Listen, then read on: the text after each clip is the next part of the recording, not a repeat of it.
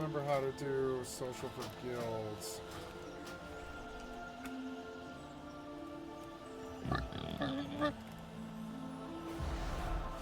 Oh, it's a J. I'm sorry, J. J.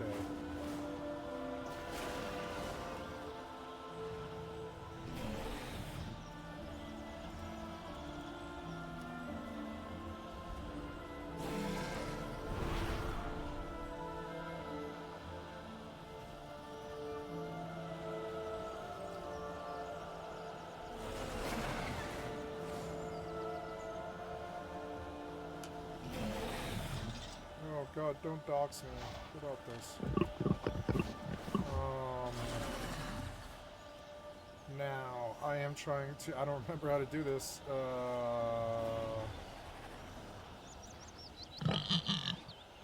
Why can't I add a fucking thing? There, add a server.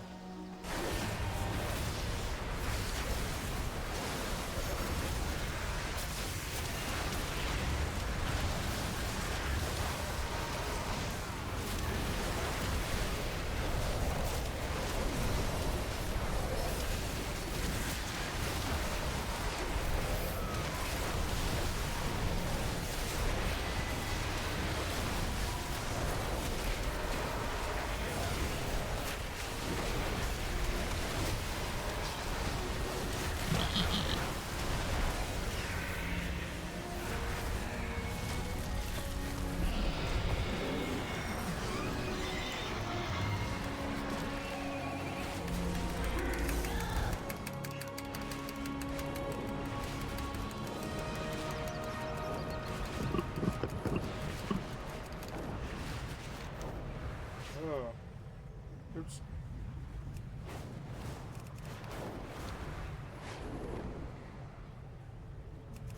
I've got this Lana Del Rey song stuck in my fucking head. It's so annoying. Love of my life, fire of my loins.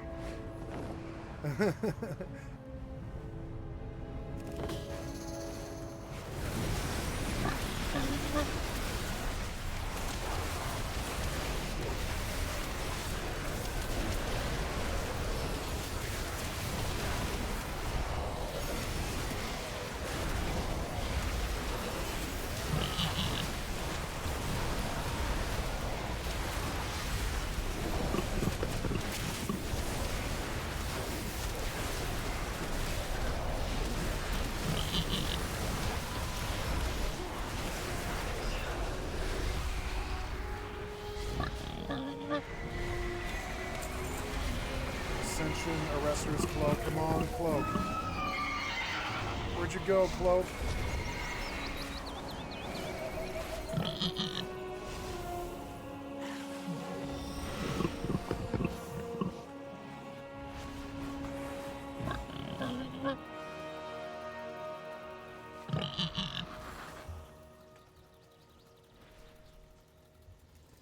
I actually really like that.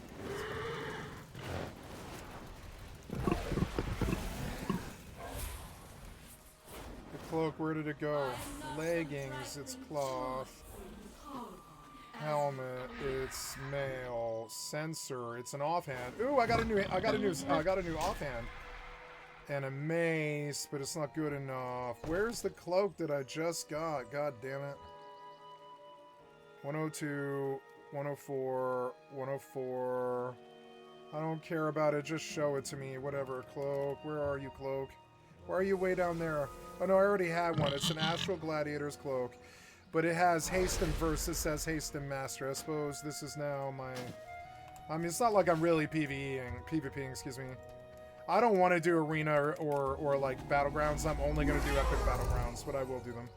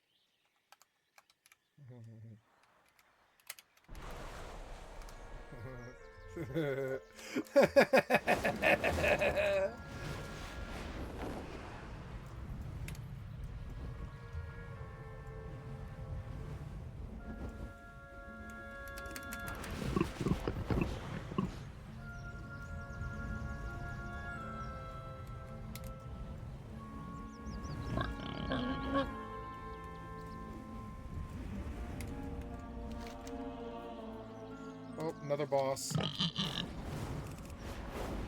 love the storms.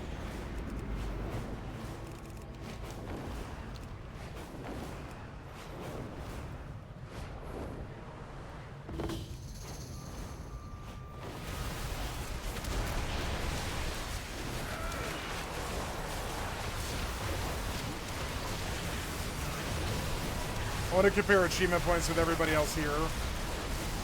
They probably have more now because they've been rated their PB years.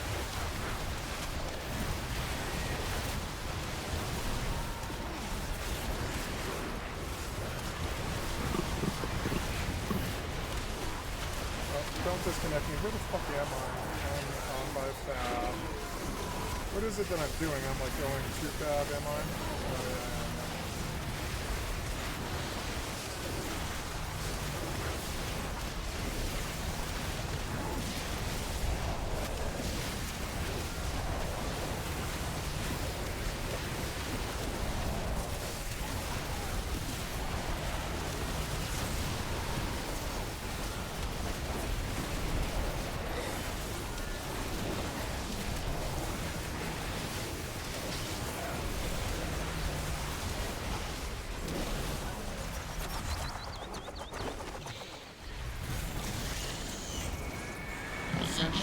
Arrester's staff. It's 121. That's what I've been looking for. Give me the staff. Yeah! Oh, look, the staff is cool, but it's not as cool as mine. I have a cooler staff than this. Now I need to get up on my... Now, why is the Star Chest Fur line... I want that Dragon Hawk or whatever. Hawk, whatever. Something Hawk. Hawk, Dragon Flock, Dragon Hawk, whatever it is, Lightwing Dragon Hawk. Then, what else? So, now I want you to... Now I need an enchantment for my staff. I'm at 110, which is good. And I need to enchant...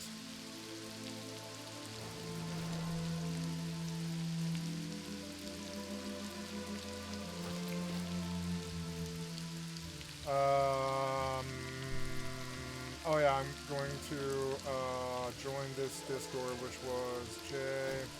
I guess I've got to type this out. It's https://Discord.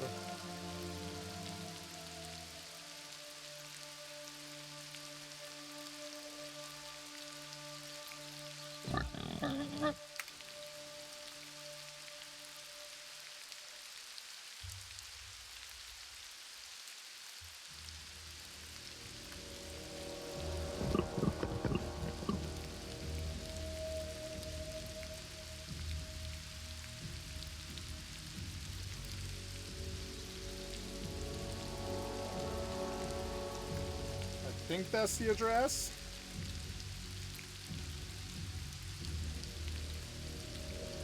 Invalid. Oops. There we go.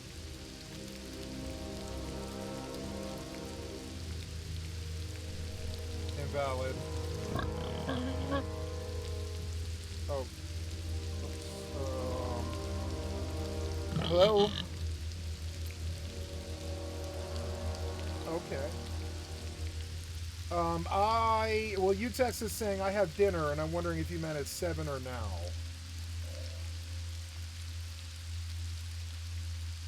Okay, I don't care. It's up to you. I just wondered if you wanted me to come now. I'll come now. Yeah, me too. 6:30 is great. Yeah, I'll be up there at 6:30. Okay, I love you. I'll see you later. Bye. Okay, so what am I doing wrong here? It's 2 backslashes https :/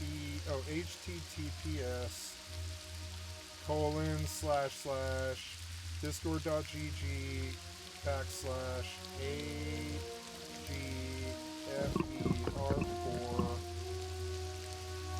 I missed an 8. There we go, I missed an 8. Oh. Is that right? Join server. There we go. Welcome to potential wasted. Okay, get out of it.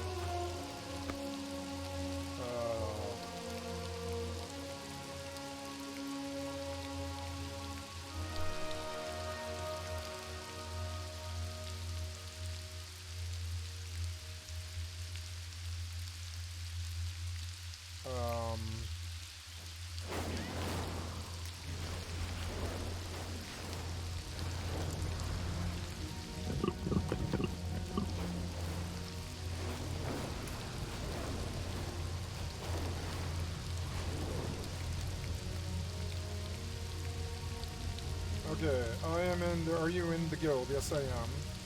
Select your playstyle. I am a chilly and cozy gamer, PvP and some people common. Hit the question raid or chilling for, sure, I'll raid, I don't care.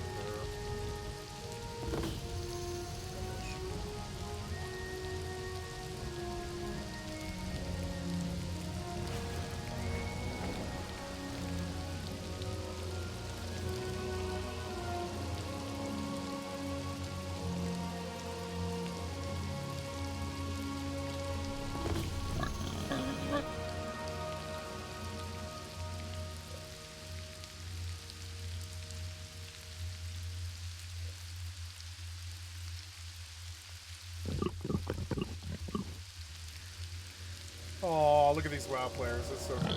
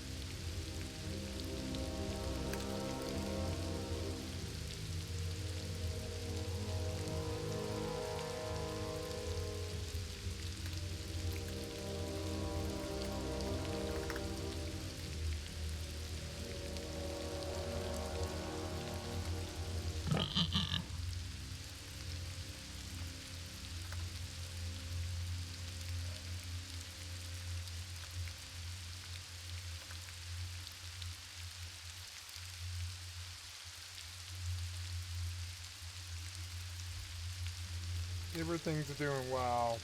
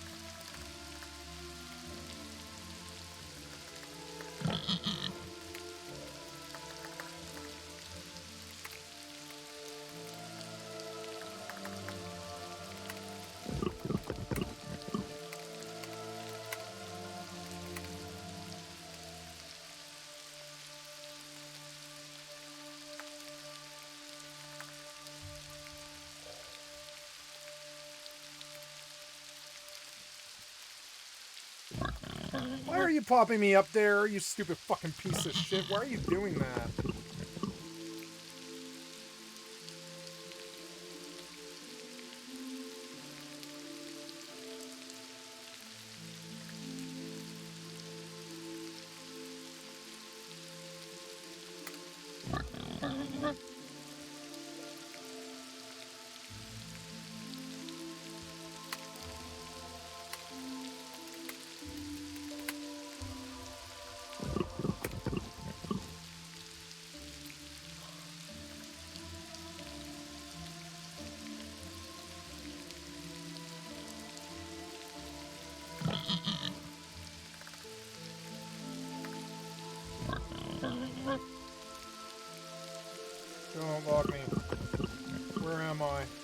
God, where am I?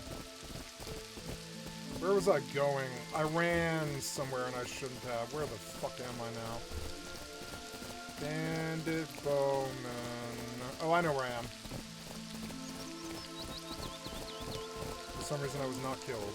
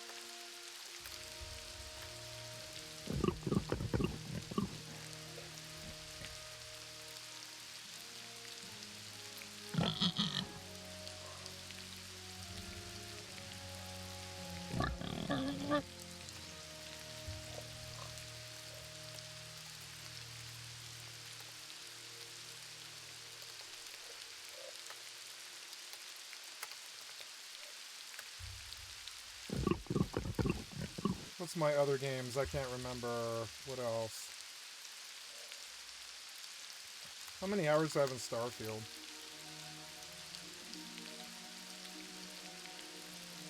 I like bragging to these gamers. It's fun. Steam, Steam, Steam, Steam, Steam. Where are you, Steam? There you are. How many hours do I have in Starfield now? It's fucking crazy.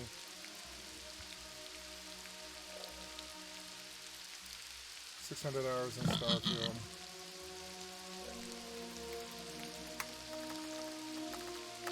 Why do you keep doing that?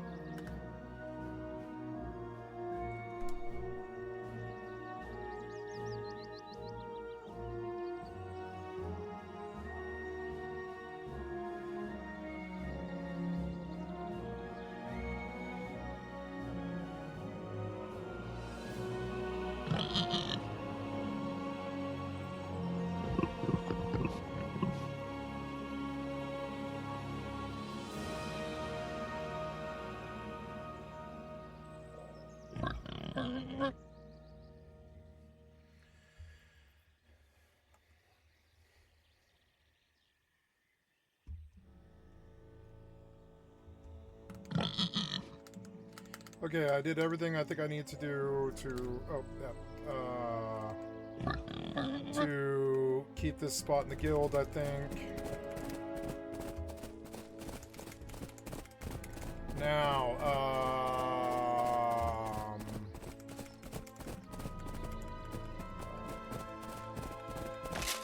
oops. Oh, I don't want notifications from this. Notifications only at messages.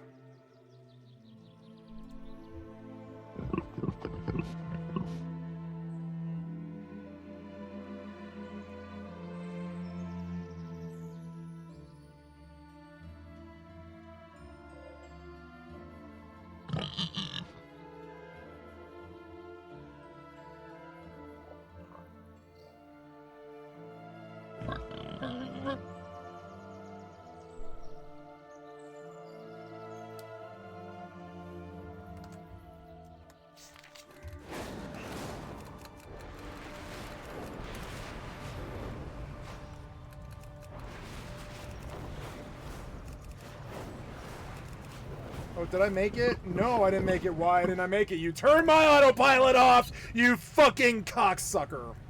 Why? I'm sitting at a gate for the last hour. Why? Because you shut my autopilot off without my permission. Cocksucker piece of shit developer. Suck my dick. You don't pay the loss. You don't pay the loss. I pay that loss. Why did you shut my fucking autopilot off? Fucking piece of shit cocksucker developer.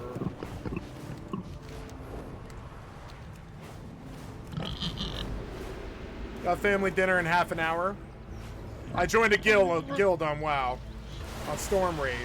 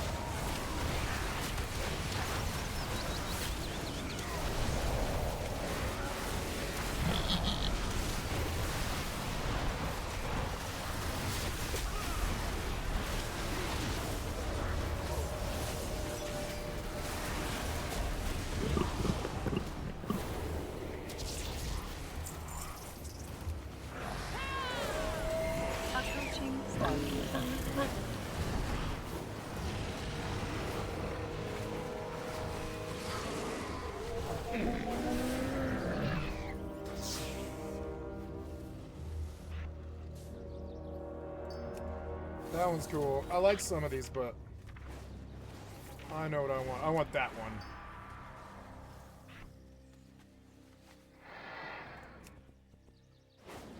Wait, Raid Shield turns it a different color entirely. Do that.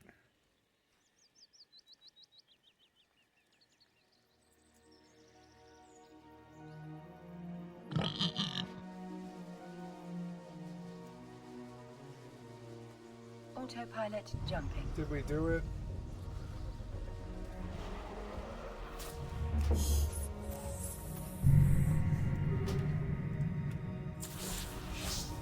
See how that looks. Oh, cool! I have a cool blue. I have a cool blue stave.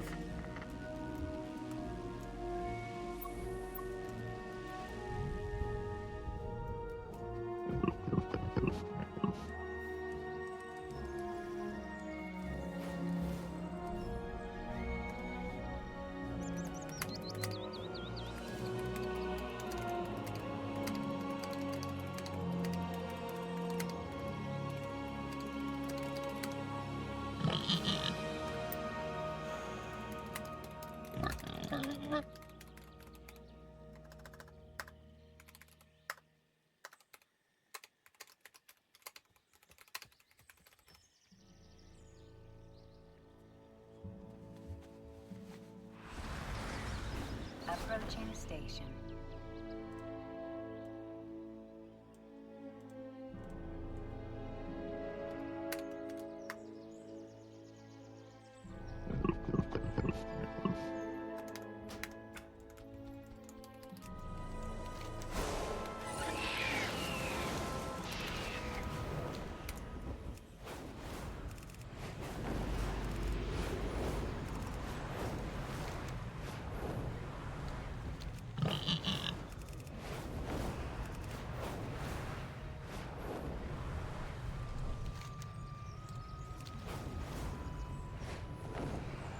Docking request accepted. Finally. Autopilot disabled. Waypoint reached.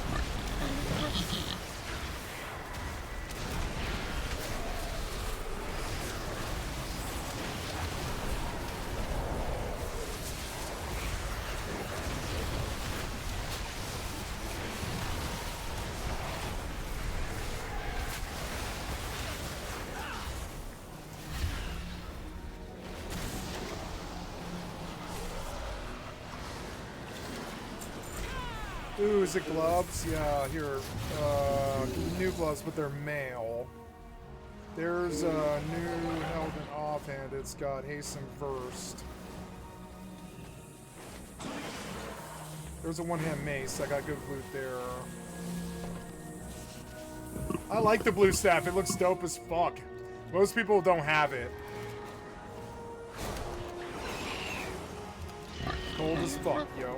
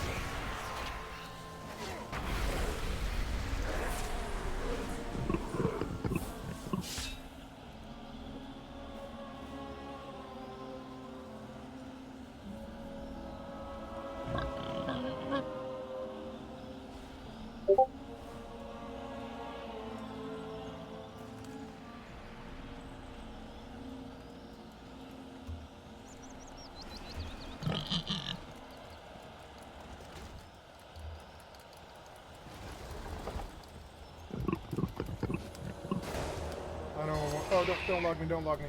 Oh, I'm not gonna die. Don't die, don't die.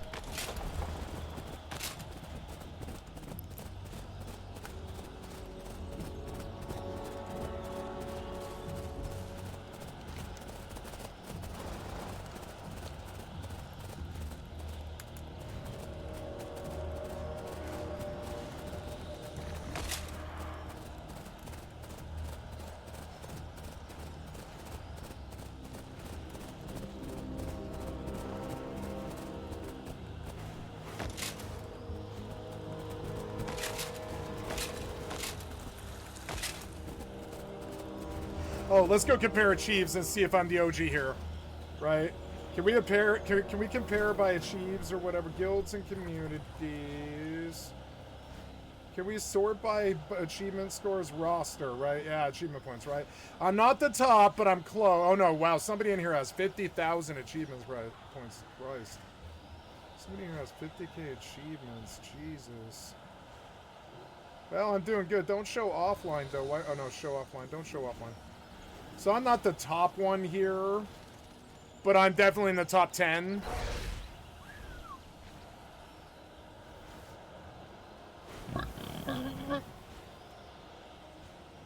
This is a good guild. There's, I don't know, 20 actives or something. That's pretty good.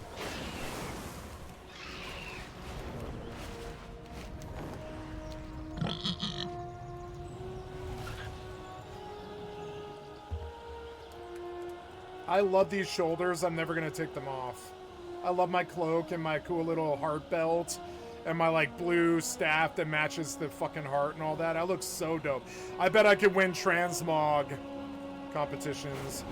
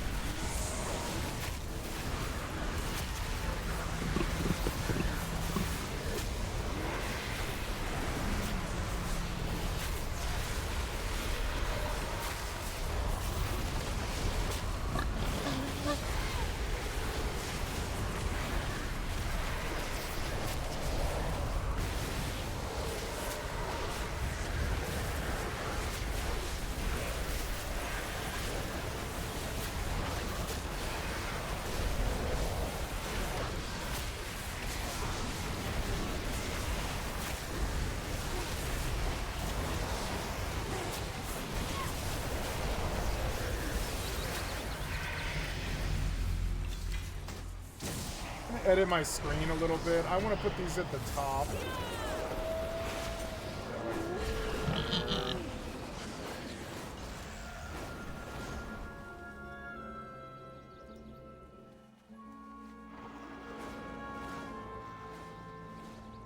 Extra abilities. Stance bar. Essential cooldowns. Save.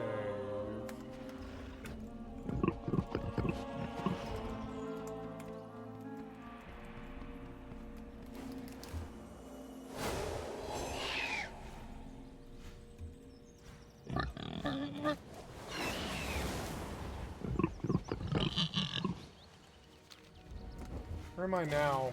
Oh, I'm at the river. Man, I should have been killed 5 times by now. I am so lucky. I'm so lucky. I don't know how I haven't been killed. I use death as my strategy now, pretty much. It's so dumb. Death gets me out of caring. I don't have to care about this character. I can replace all the gear and everything. I broke myself. I spent 600 gold today. 600 fucking gold today. I'm not kidding either. More than that, I spent like 620 gold today or something like that.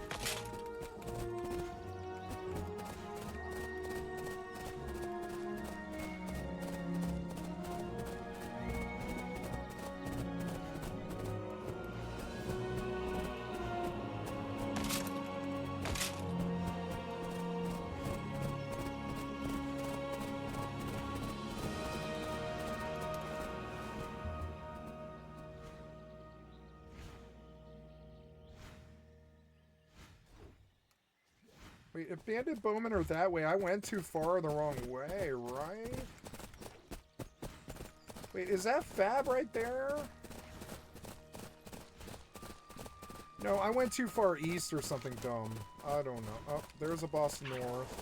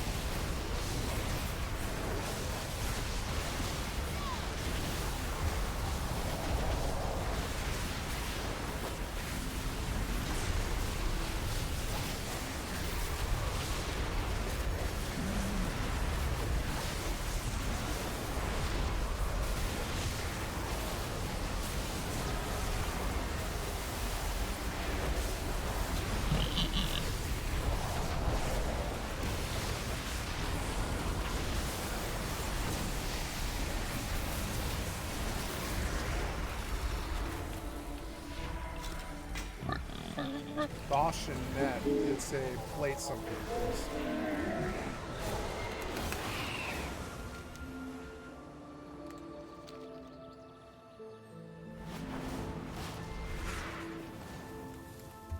Oh, I am a fab. Yeah, I'm a fab.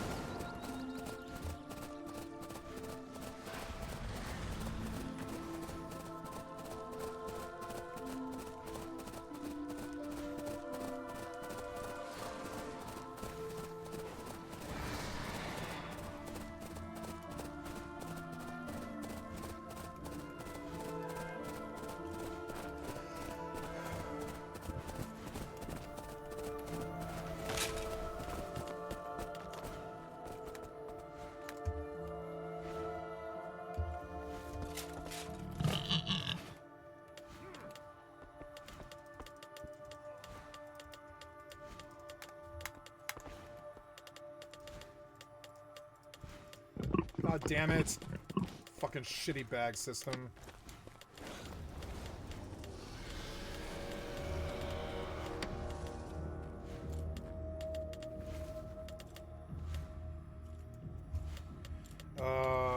Yep. And then we want to feed the pig. Okay. And, we will go away now.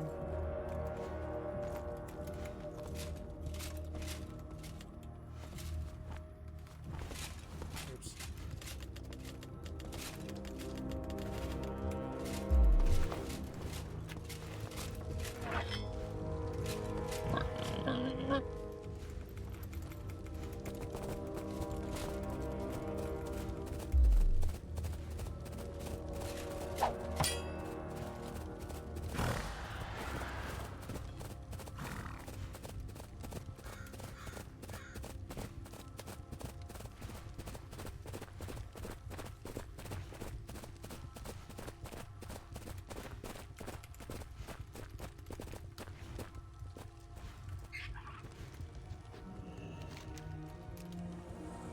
Another boss.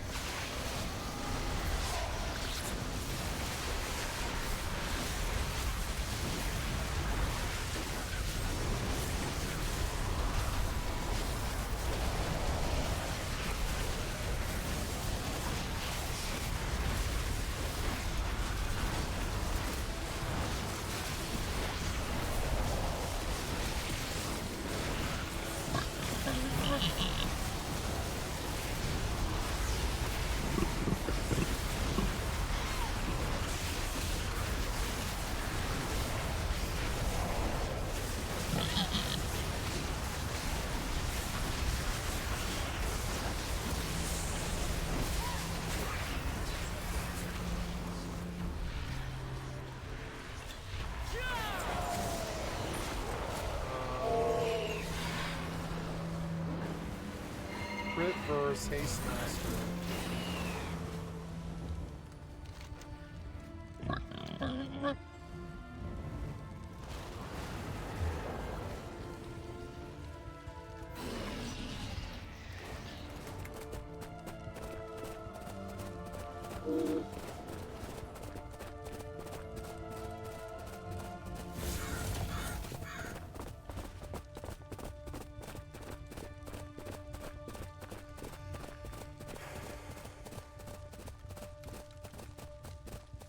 Is he alone?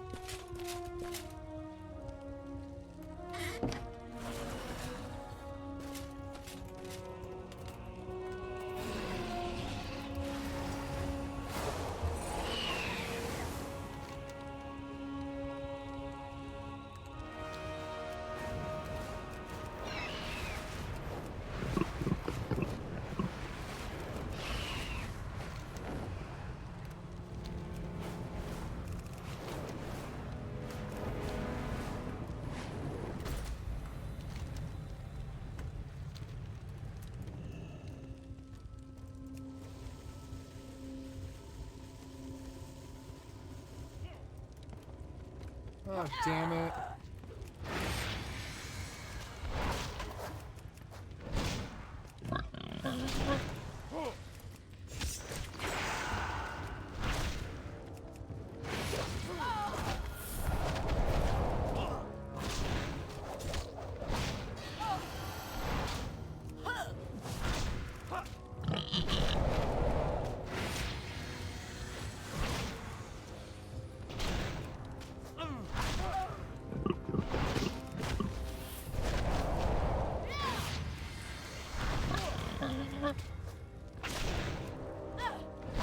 Oh, it's dinner time. Come on, kitty. I'm going to feed you.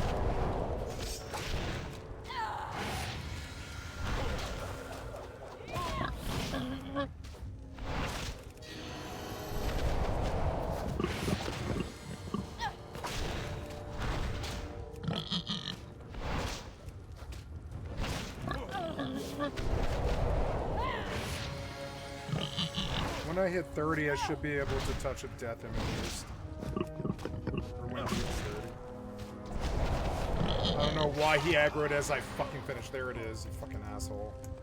Get off me. Wait, stop.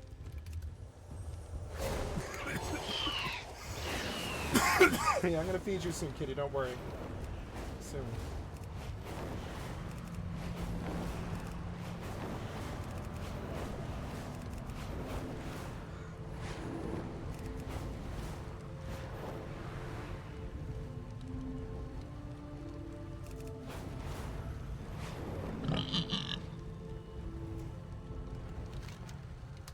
Oh, kitty. I will feed you. I promise. Right now, I'll feed you. We'll get to the boss first, though. There's something here, but they haven't popped it. So, what about this over here? There's something here that they haven't popped either.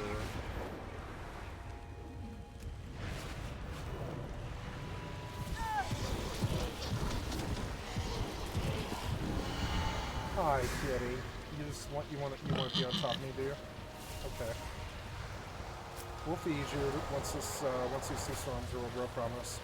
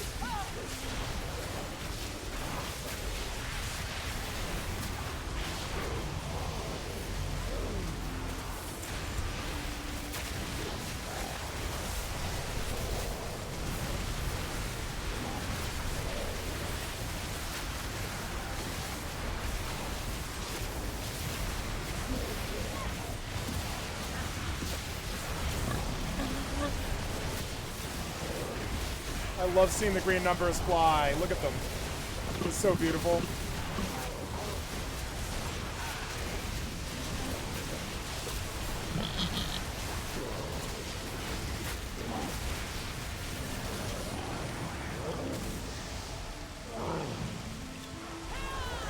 Ooh, new ring. Nice, that's an upgrade. Nice. Okay, kitty, I'm gonna feed you and leave. Hold on. Okay, so I am gonna feed my kitty. I'll be right back. Okay, kitty, it's dinner time. You gonna get up? Yep, get up. We're gonna feed you. Okay.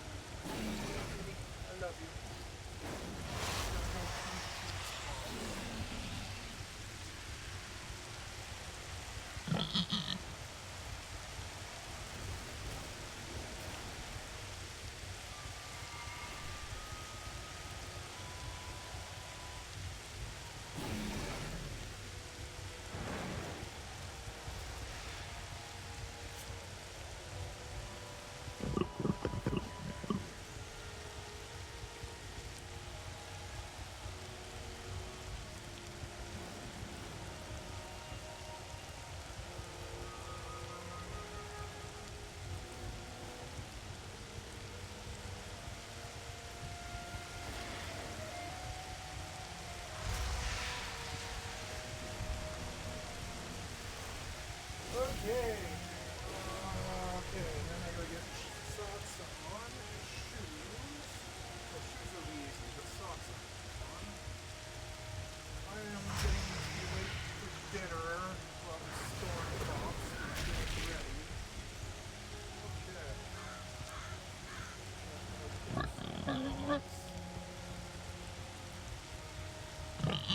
I can log mortal now. It's only a risk that I'm like I could be ganked in town if I just stand here.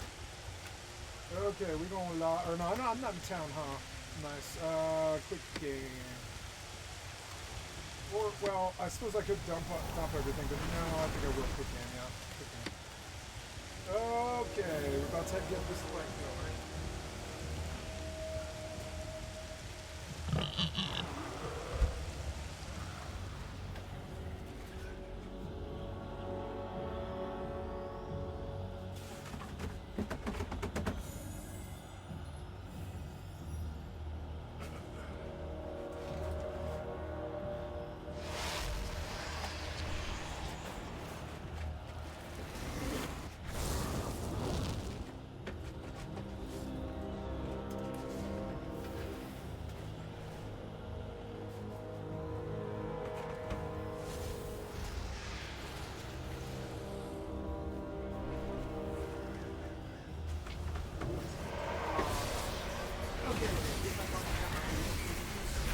Don't kill it before I can get to it.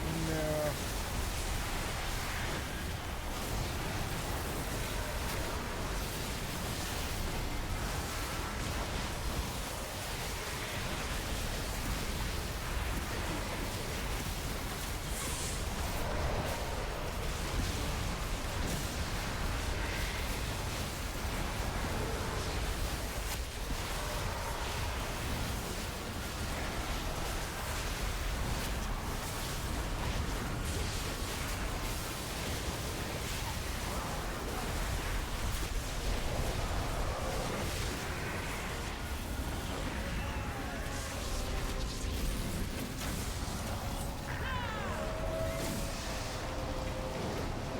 Ascension Arrester's findings. Ah, upgrade. Nice. I spent all that stuff upgrading those Sea Dog scuffs, and you disconnected me? No, you didn't disconnect me. Okay, guys, I've got family dinner here. I've got to bow out. I'm safe on Eve. I'm safe on WoW. I need to get up, like, in a tree somewhere or something like that. Yeah, like over here. Okay, we're going to log out. And,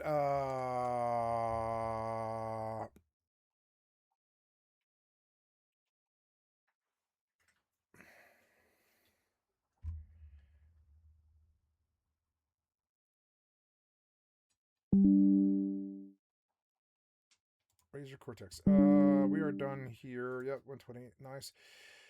Anything else? No. So I am going to be gone here like 60 to 90 minutes for my usual daily family dinner session here, and I will be gone like 90 minutes, and I'm back for the rest of the night until 3 in the morning. I love you guys. Thank you so much, and I will see you later. Love you. Bye. I'm gonna pause this record. Hello. What's up, guys? I'm gonna load all the games and everything. I am in Poshvon. Is there anybody here? No, there's nobody here. So now we switch to Venture Brothers. Or, well, I have a peon. I want to remove the filaments out of it and reduce the value. Then I will go out there in a peon. Yes. And then, play.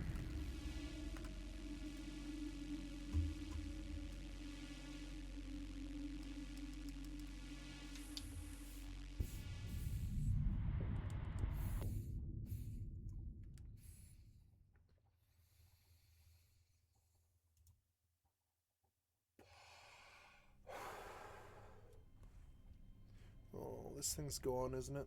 Yep, probably gone. Full gone, which is annoying. Let's see if we have anything else. I don't think I do. Not until the 3rd. Every month it's like this and it sucks.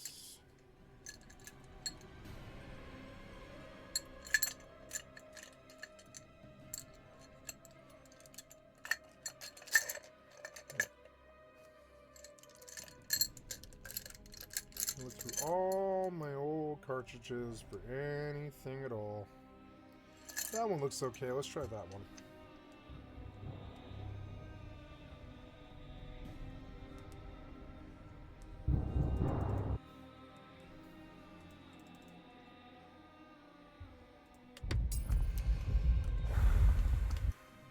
Yeah, that was good. No, wait. I went out in the wrong ship. Oops. Docking request accepted. Which you can sell primarily, yes. Absolutely.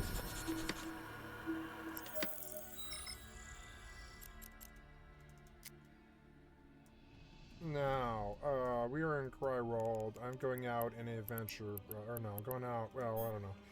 The Prospect is maybe more expensive than the Pioneer, and it's got a... the Pioneer's got a bigger hold, and I'll put one at risk. I don't really care.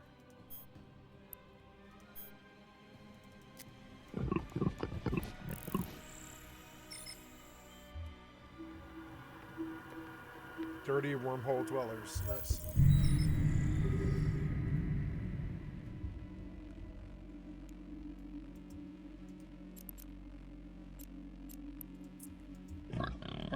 Warp drive active. Okay, and then we logging on WoW. I have a pig here. I need a rest. I'm going to do some healing. Well, I'm not going to keep doing events until I'm full geared. And then I will play something else. These... Yeah, this is done, huh? But yeah, that's all done. Yeah. So... we're going to go through all of these and just look for the obvious ones that still have juice. Nope. It's fun to be a junkie who fiends for a drug. Let me tell you, I've done this so many times in my life since I was a child. Oh, look, it's a really full fucking container. I was nice to myself, and I didn't deprive myself. That's good. Being a drug addict isn't too fun, I gotta tell you. I've been a drug addict all my life. MMOs, marijuana, heroin, alcohol, tobacco, digitality, etc. Oh, there's 3 pioneers out here. You cannot warp there because natural This is phenomena a are disrupting the ship. catalyst.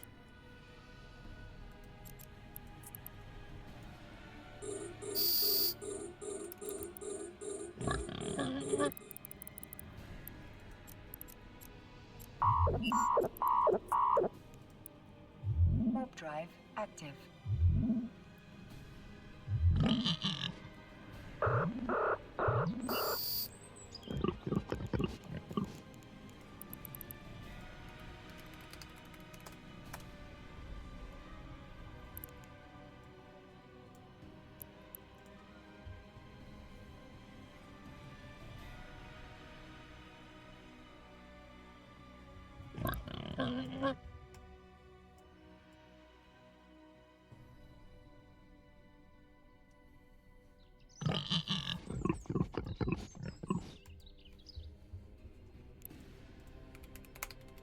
Docking request denied.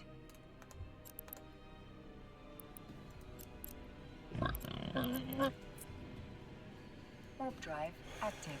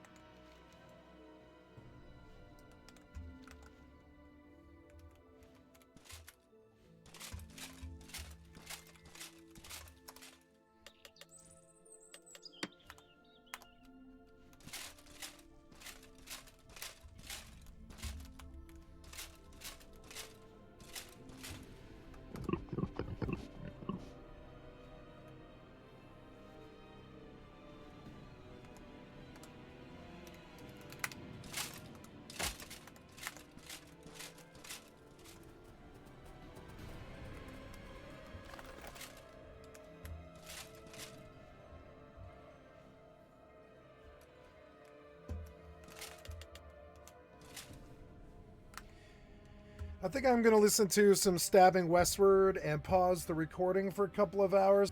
Oh, sorry, guys. I had to unpause there. I lost some time. Unfortunately, I lost, only about an hour and a half, but that's okay. You know, yeah.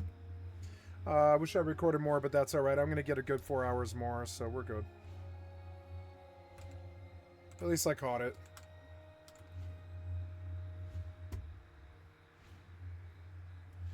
I want this over here. We can fucking see it.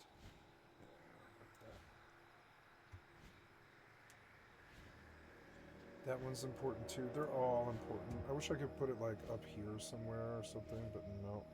Okay, that's alright. At least I can see it. No, I think actually it's best over there. It's alright. It's the one you can forget about the most. All the rest of them are actually more important. There we go. Oh, multiple output. Yeah, there we go. But this thing could be much smaller. I mean, I really only need to see that. Yeah, there we go. And then this could be much bigger. And this could be over here. And then that's a little bit better. I mean, maybe I could dock these with each other. Scenes or sources, scenes, big face, source, scene, yep, and then make it way smaller. Yep. And then pull this over here. That's perfect. We don't need that. There we go. Check, check, check, check, check. Is my microphone turned down? Oh, my camera's definitely kind of weird, but is my microphone turned down? I don't think so. No, it's good. Get it closer to my face. Check, check, check. Yeah, that's a little better. There we go.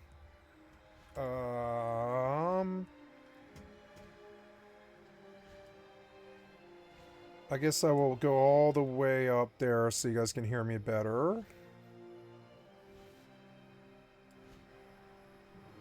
I usually keep it at, what, 15? Yeah, 15, but that's, like, kind of low.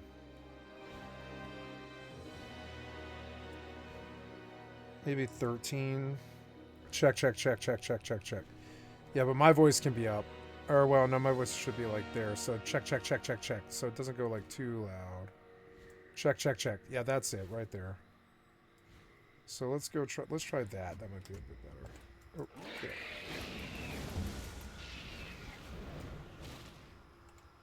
Oh.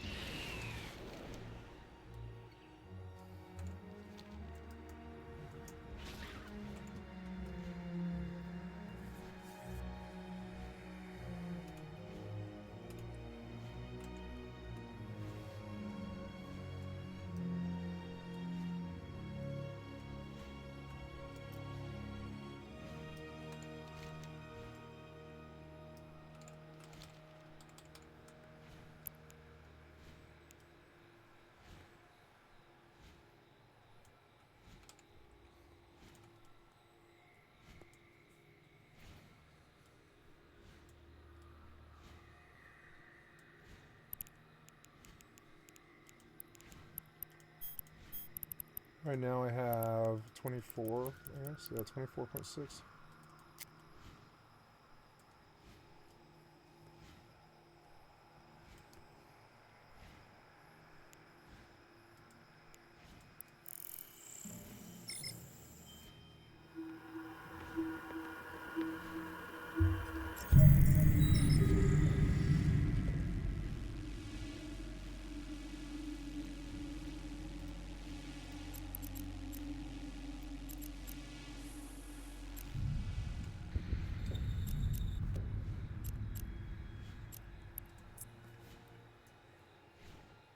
Warp drive active.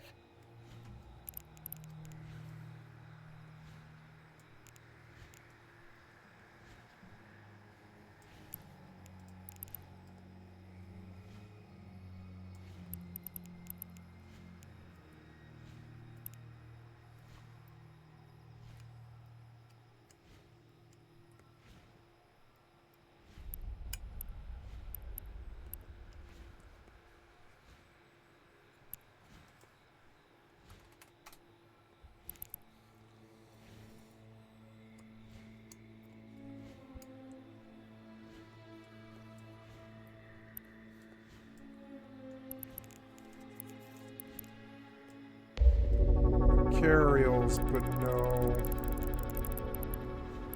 Macarials. Yeah, the Orca parked.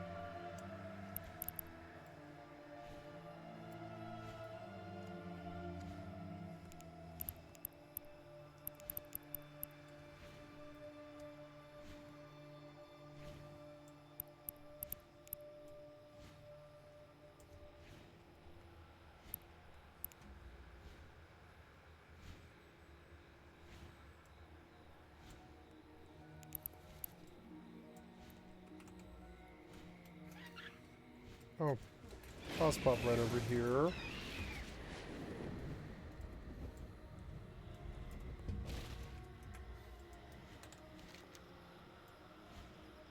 Oh, but they're doing the other one. Oops.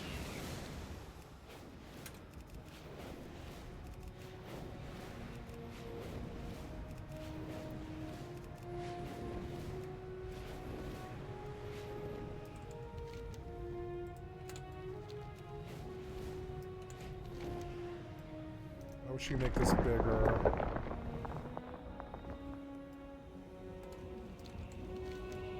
Oh, it ended as I got there, damn it. Son of a bitch.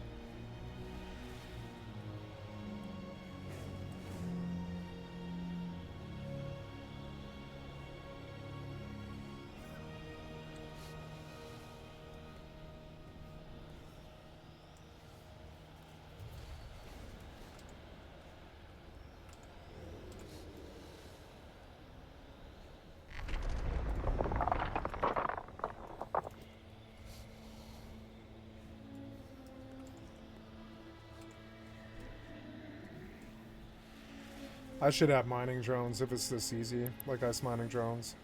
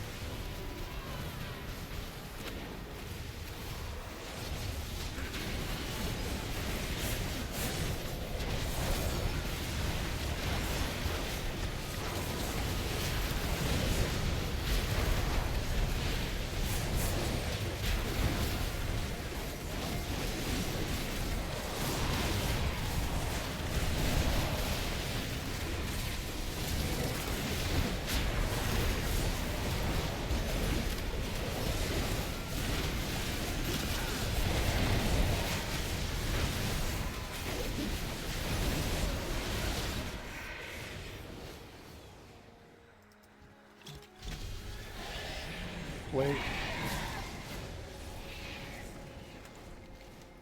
Another boss.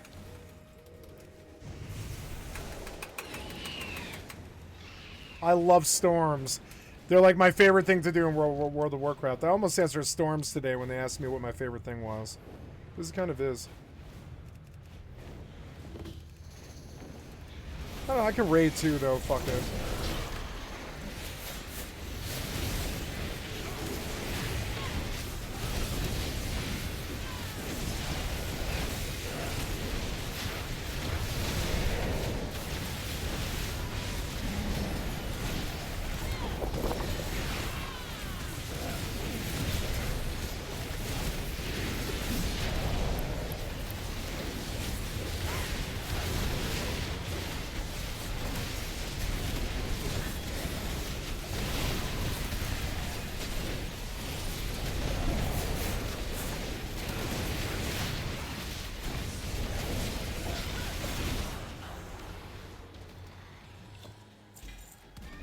Dagger.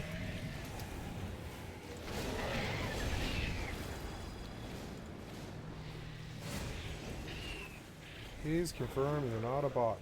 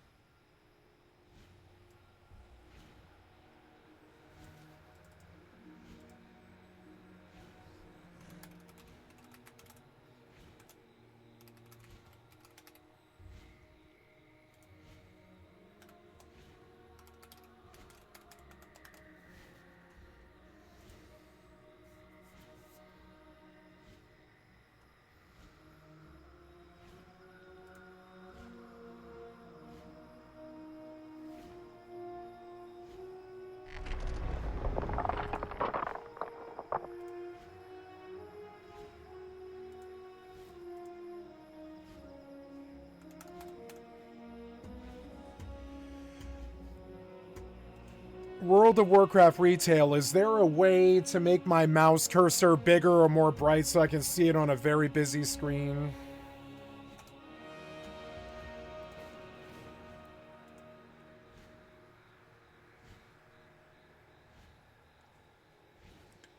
Login, detective, please check your...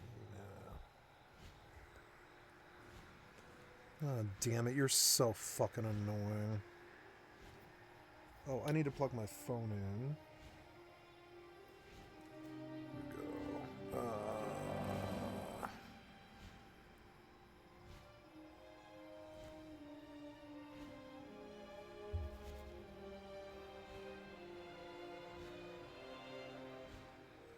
There we go.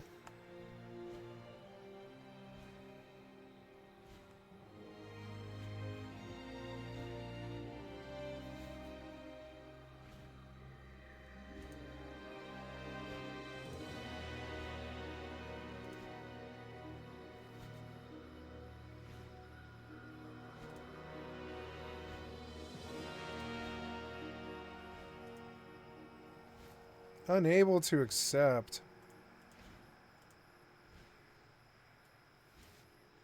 Let's go on my VPN. Maybe I can do it on my phone.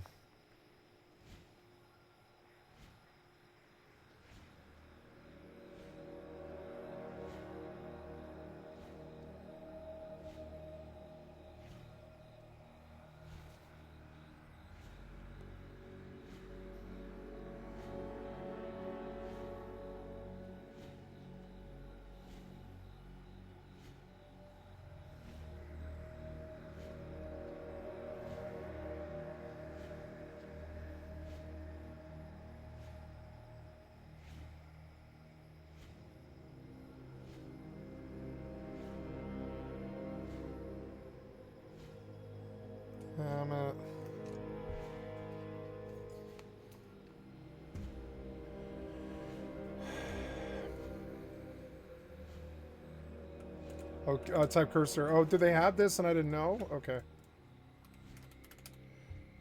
Oh, cursor size. Here we go. Oh, okay. There we go.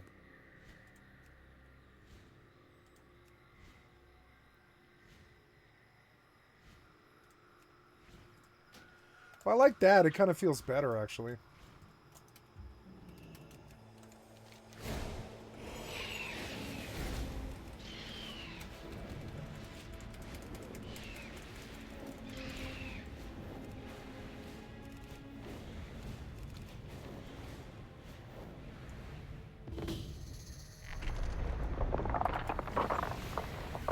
Fuck.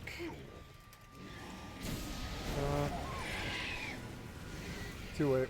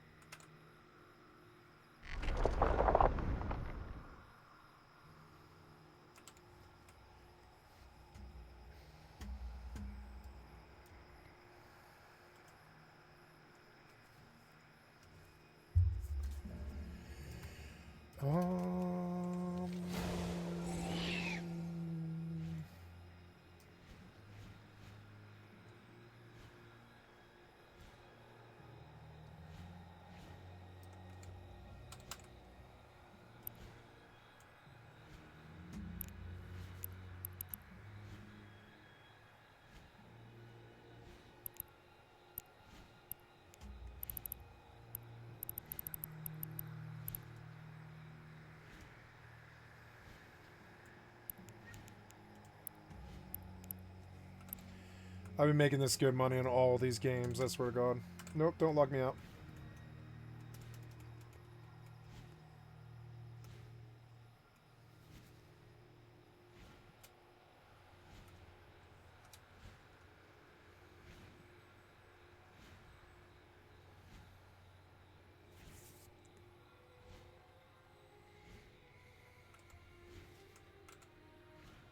I am not chopping.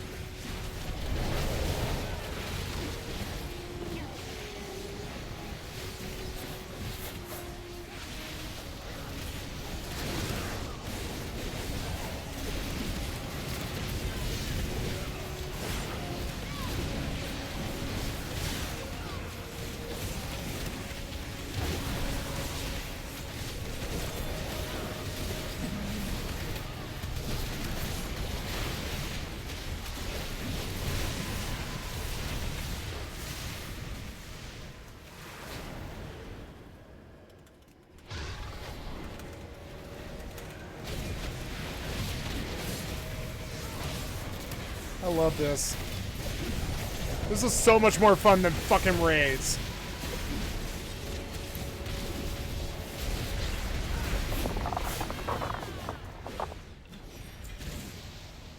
Leather legs, same legs I already had. But that's not that bad. It works for my evoker too.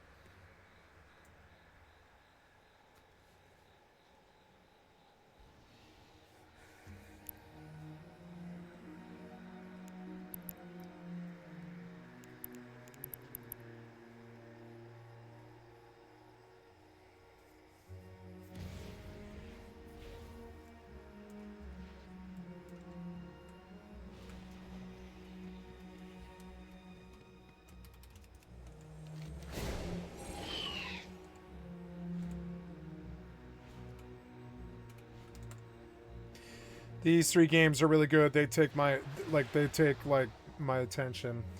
When Rust comes around, I'll sub out more WoW for Rust or whatever. I don't know. Yeah, I don't know. Like, I kind of regret that I'm playing on this account. I don't know. I could shop 2 different accounts. I don't know. I could. It's kind of interesting. I could shop 2 mortal accounts. My weapon broke, huh? There's always enough trees to just move on to the next one.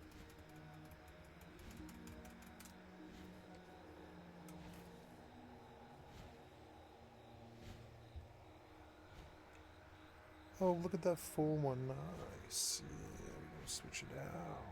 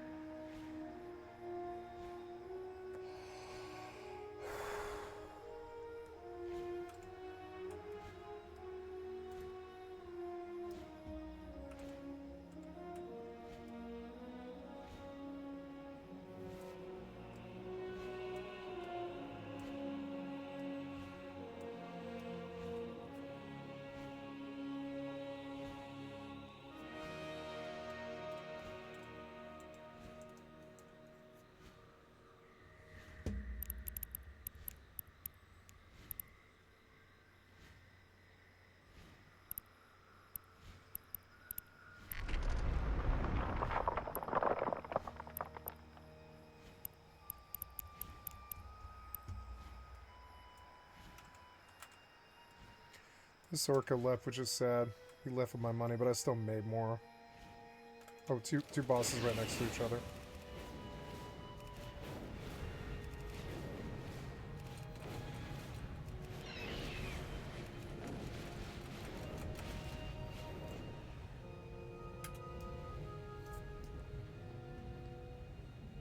The hell is that thing? Oh, I remember that fucking place. Yeah. That was after the Cataclysm. Or no, I guess that was... The Twilight was always the Cataclysm, yeah. Oh no, I'm in the wrong side. Oops.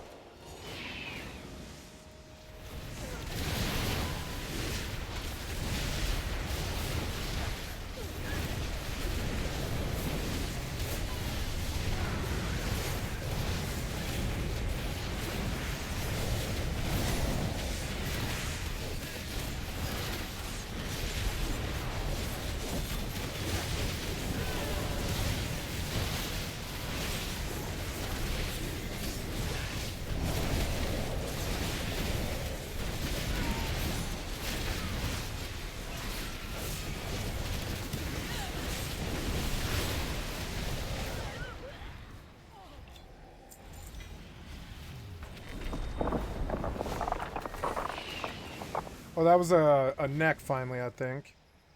Oh, it was. Hey, that's a good upgrade. I'm now at 117. Not bad, not bad.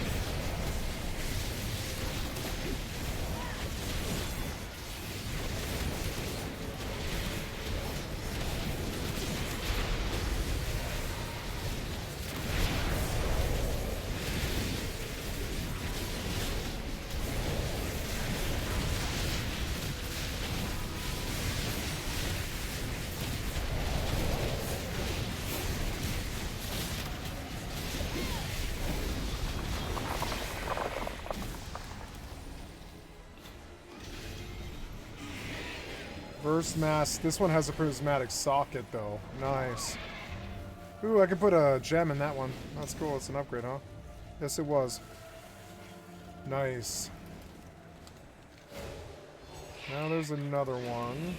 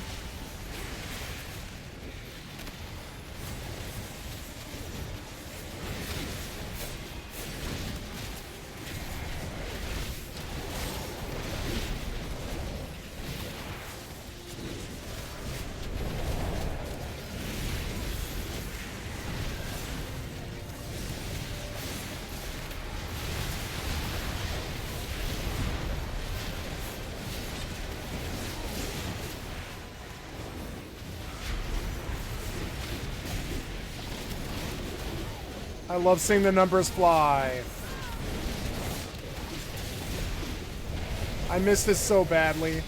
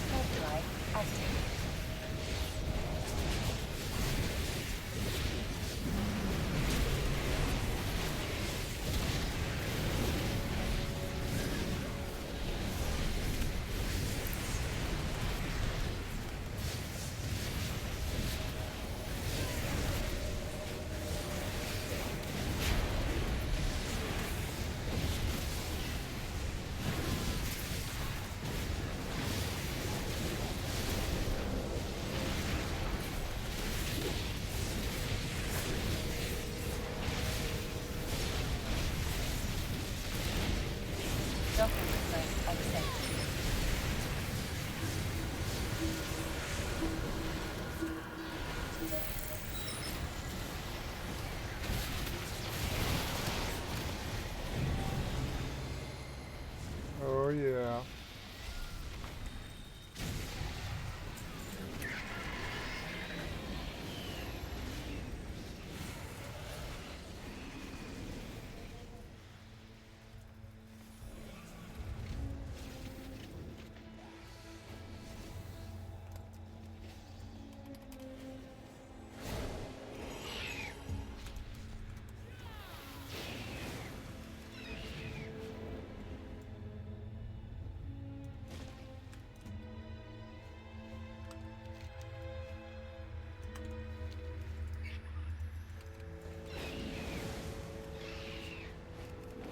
Do I have any Yeah, my boots. I should replace my boots and belt now. Just spend these tokens that I've made.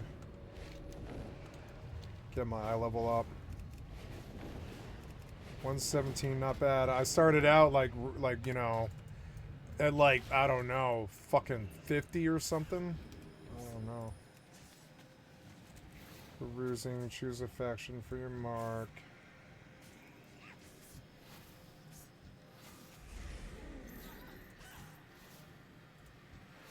Me.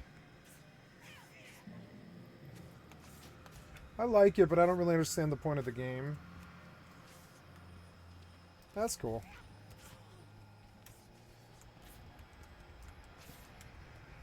I want to go to the quartermaster.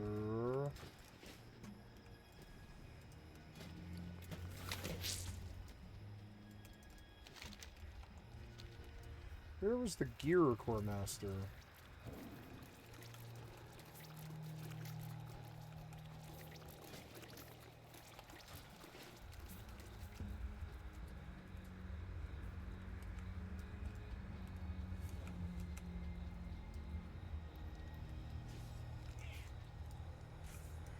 Where did I buy gear at?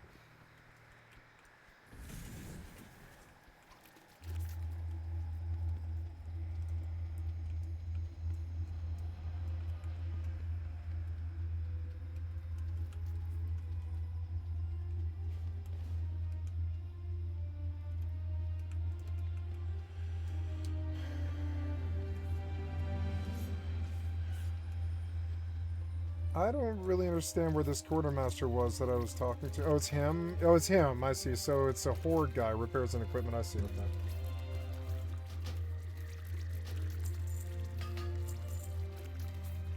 So I need boots. That's versed and masked. There's burst and masked boots. Other boots again. Only versed and masked boots? Seems odd.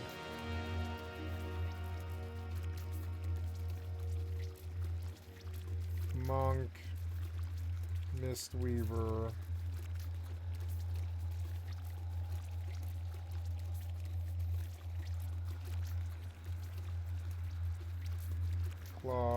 Cloth. These are all things that, like my shit. Hood, gloves, shoes. I'll take that. Boots. And belt.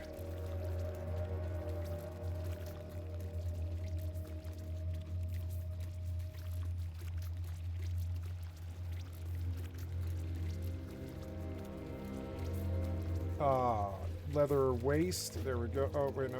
Yep. Okay, there's the two pieces I'm missing.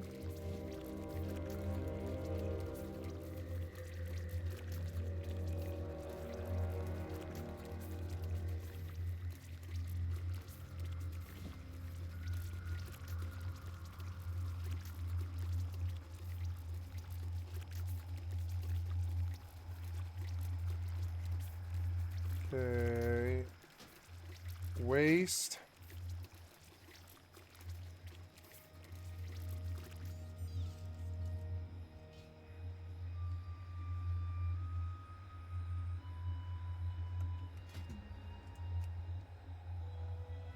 Waist and shoes.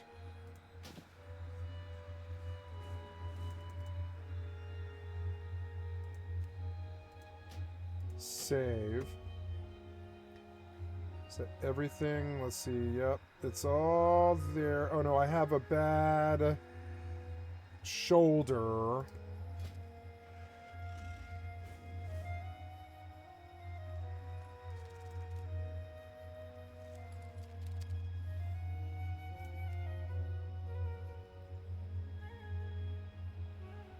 Yes, bad shoulder. Now I'm at 120.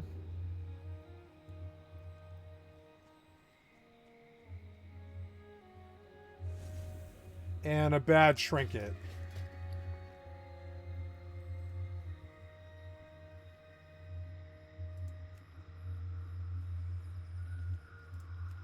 Oh, they don't sell trinket here, huh?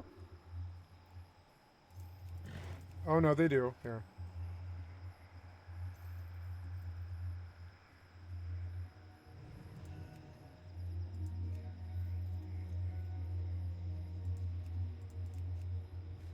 Maybe I just missed them. I see neck and rings, but I don't see a trinket.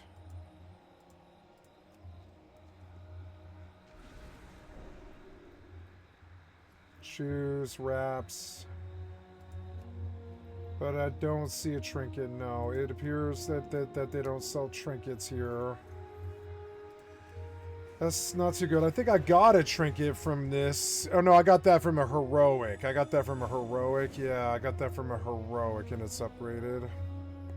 I don't like this trinket.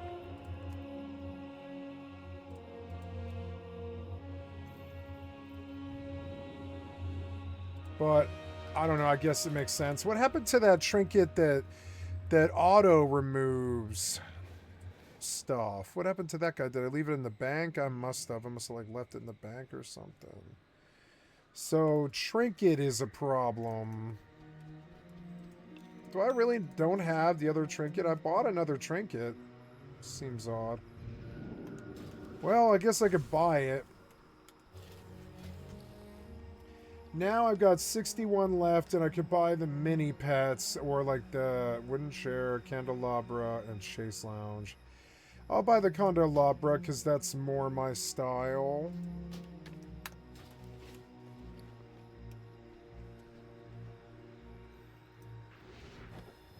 Okay. And, uh-huh,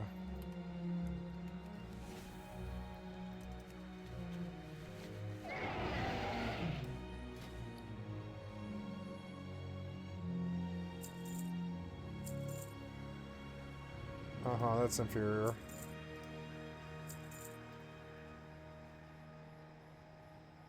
And that drape is fine, but it's like a PvP drape.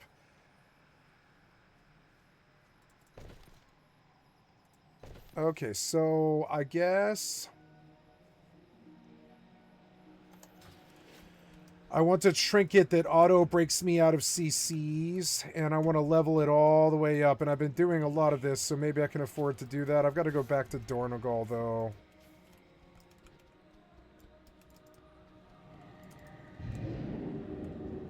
Oh, I DC'd out. Oops.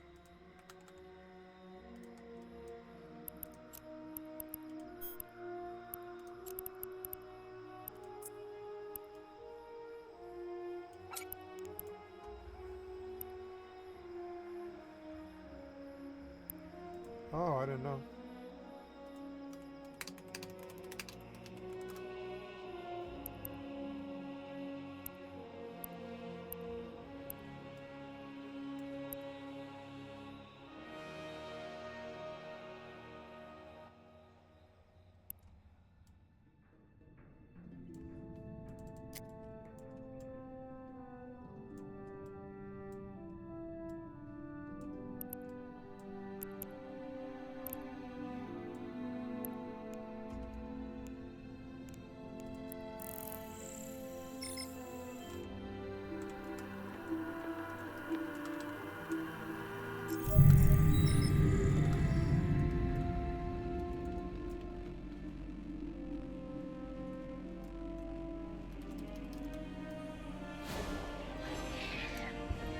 So I want to buy a PvP trinket.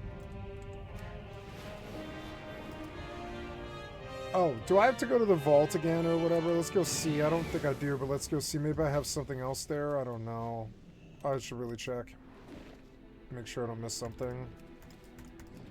Oh, yeah, I guess I do. Nice. I don't know when I'd have and when I don't. Ah, hi, Nerubian Signet, but it's no good.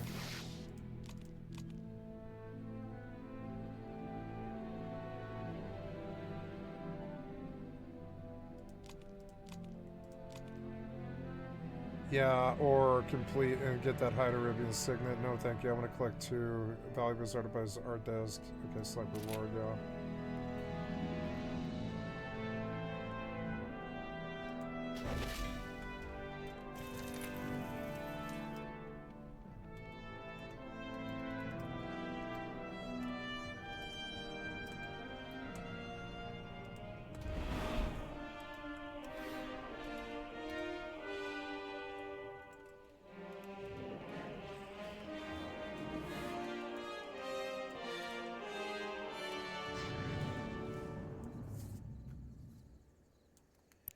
No.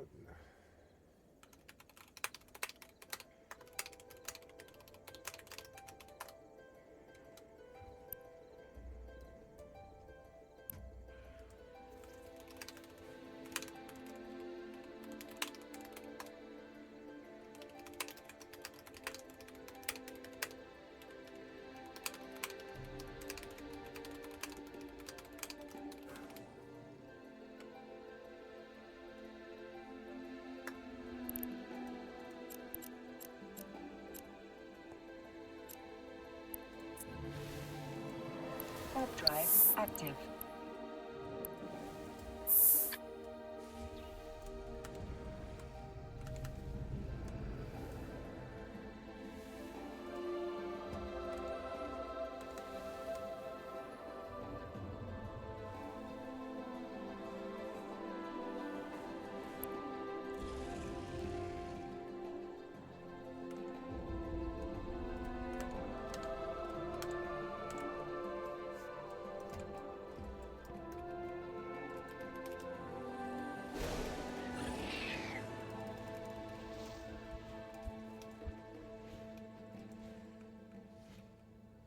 Delve treasures.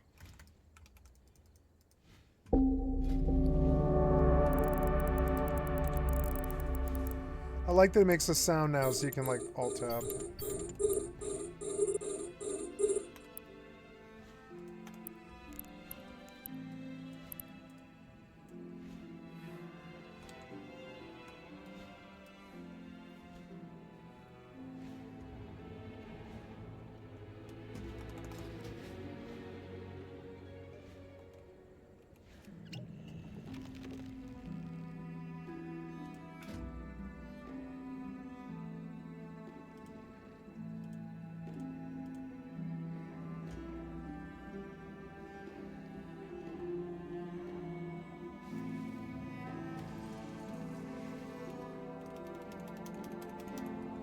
I want potions on my bar.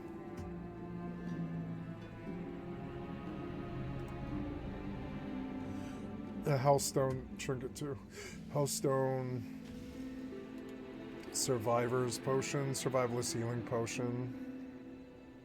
I could make a macro like that. It is helpful.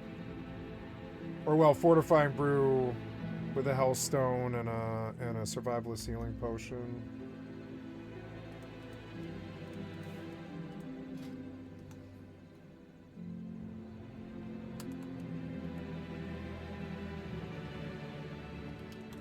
Death Pots, that's what I'll call it.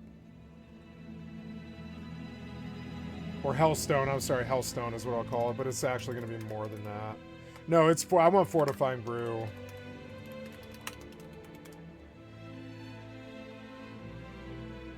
So first we show tooltip.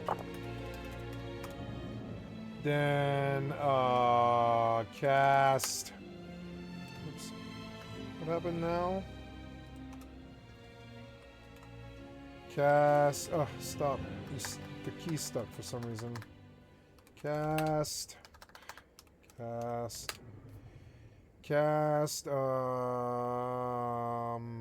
no, that was percentage sign. I need a hashtag. Oops. Why are you doing percentages? I'm doing this wrong, aren't I? It's there we go. Number 3. Okay. Hashtag cast. Fortifying Brew. Cast. Hellstone. Oh, god damn it. I hit enter. Cast. Hellstone.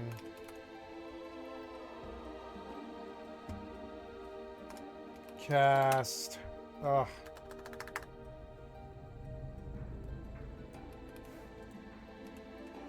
Cast Survivalist Healing Potion.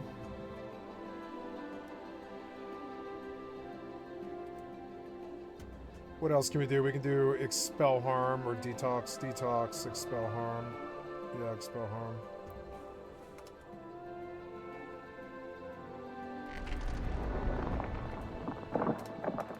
Cast Expel Harm. Oh my god, you're so annoying with the fucking keyboard. No. Same thing again. So annoying. Cast. Hellstone. No, I'm sorry. Cast. What is it? It's like. What's the last thing? It's Expel Harm. Save.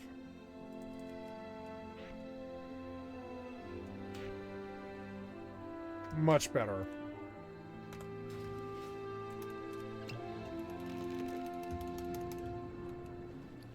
And it wouldn't use the potion because I'm full. You're already at full health. Yeah, yeah. Okay. So...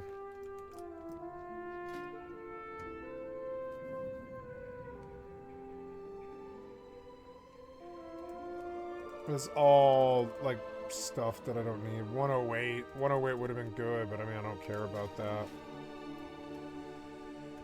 So, delve treasures. Yeah, I'm sure there is cool stuff, but I mean, I am... Oh, yeah, I'm still mining.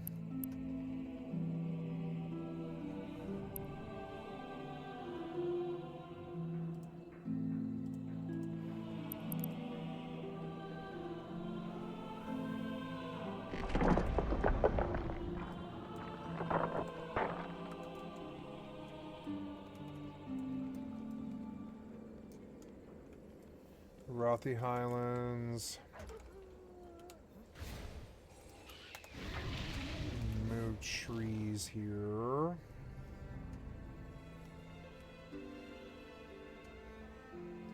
I like the music in the city. I want to turn the sound up. For some reason, the sound on this client doesn't sound right to me for some reason.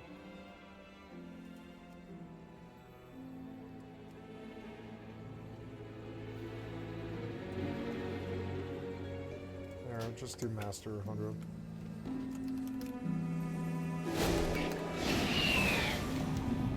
Nope, that's still too loud. We'll go take you down a little bit. 20.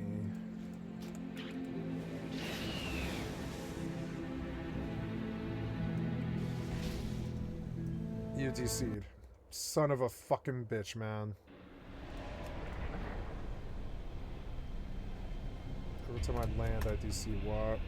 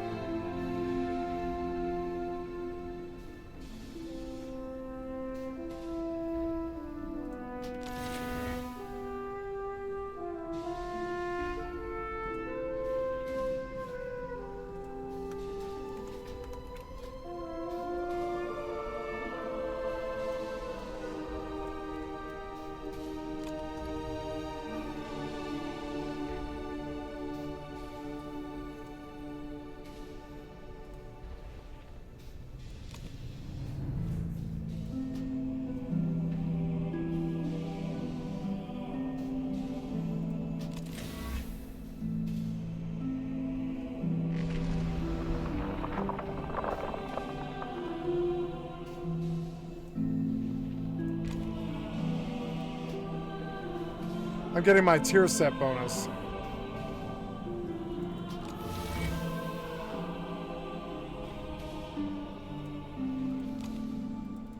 I don't know how I found this, but it really significantly improved my power level. By 10% something.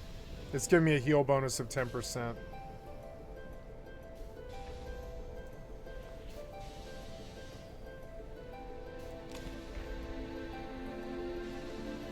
Cool, I got my set bonus.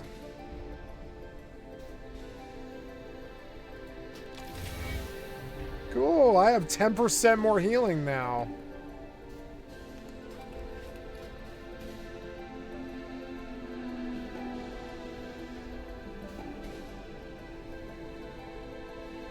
Cool, I got 10% more healing. That's really, really good. Hells yeah.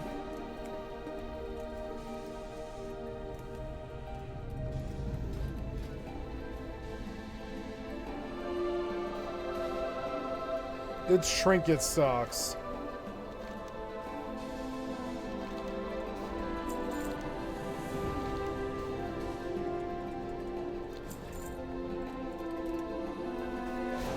So I'll go buy a trinket and upgrade it all the way, I guess. I don't know if that's going to be good enough, though. I want that trinket, though, because it totally breaks you out of CC, and I don't want to think about CC, frankly. It's worth the nerf to me. Because it's like, I don't have to think about anything. It's a weak trinket, but it doesn't matter. I don't have to think about anything. Where's the actual PvP vendor?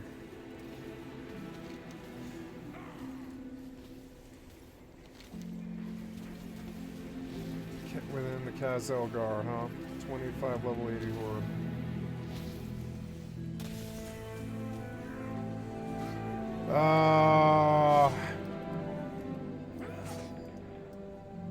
I don't know, but I think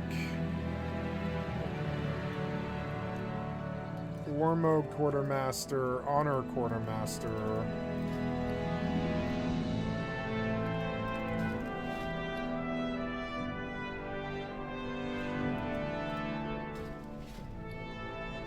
Fuck. I should have bought...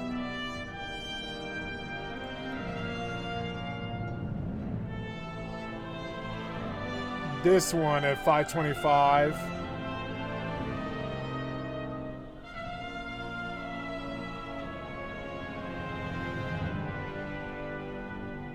No, these cap out at, like, this thing will cap out. Oh, that starts at 121? Wow, yeah, it does start at 121. Well, it's not really a PvE trinket, though.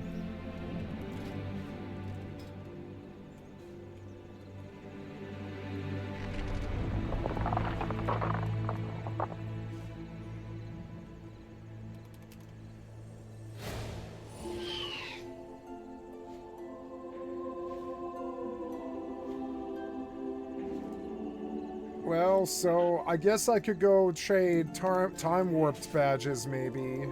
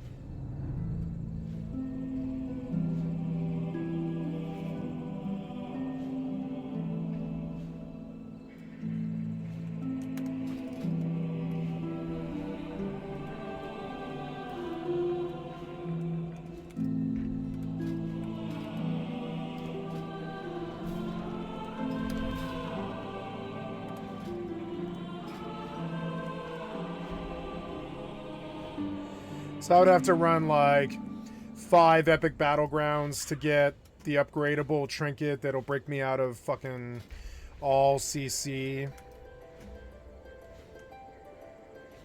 I don't really need that, frankly. I'm sure another trinket will fall somewhere. I'm fucking sure. This trinket could be better, I suppose, but I don't think you can upgrade it. Or I can't upgrade this any further. Oops.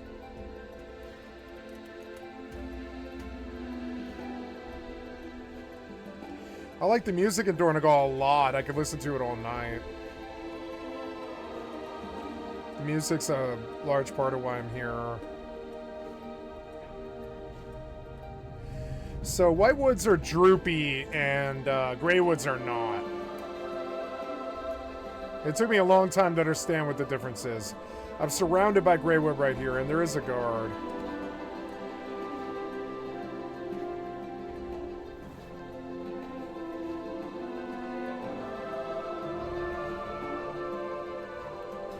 So let's go to item upgrades and try to like upgrade, like for instance, that one. I want to finish upgrading that one.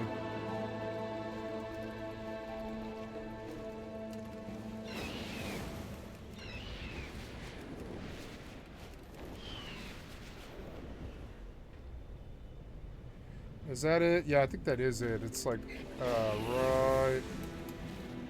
Or no, I'm sorry. Is it up? Yeah, it's up, I think. No, there's the transmogrifier. Wait, what's that? Collector's cache. Vengeful Vengeful what?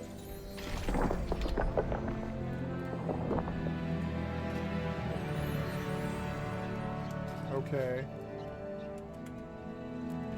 There's so many systems. I would have to like just crash each system. It's insane.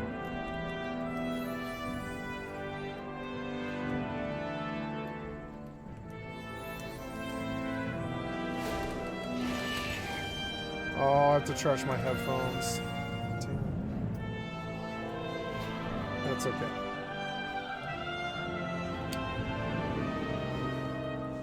$12:20. It's time to take my break and eat my other meal and feed my kitty. It's time to feed my kitty. Where is the item upgrades? I can't remember. Item upgrades. Okay.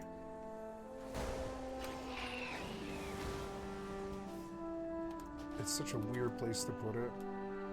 Hi, kitty. Don't get on me. I'm going to feed you. You ready for dinner, kitty? No, don't get on me. Not right now. We're going to feed you. You ready for dinner? Let's feed you. Here, I'm going to turn this sound so I can hear if somebody's like messing with me or anything. Open. Z606. Yeah. There we go. Why aren't we cutting? I swear to God, I constantly mute this guy and he shows up over and over and over again.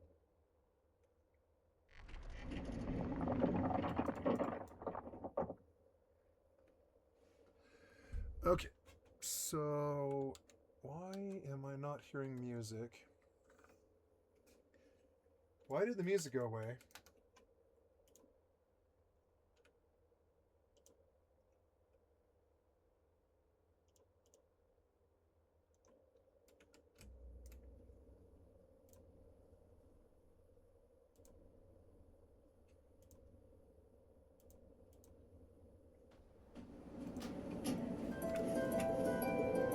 Okay, BRB, I gotta feed myself and my cat. I'll be right back.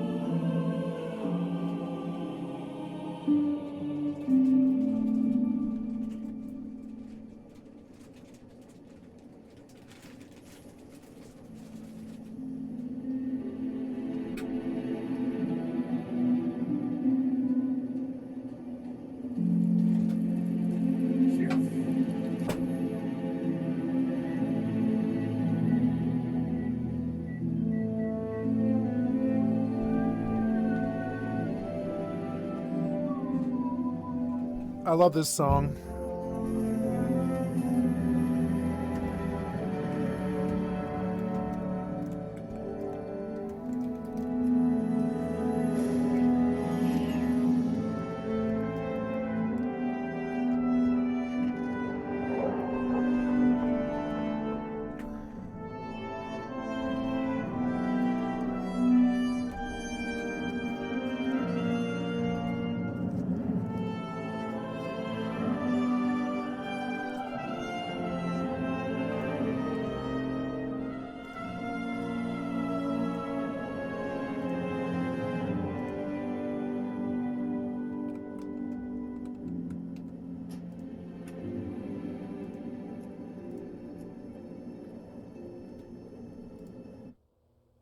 Sorry about that.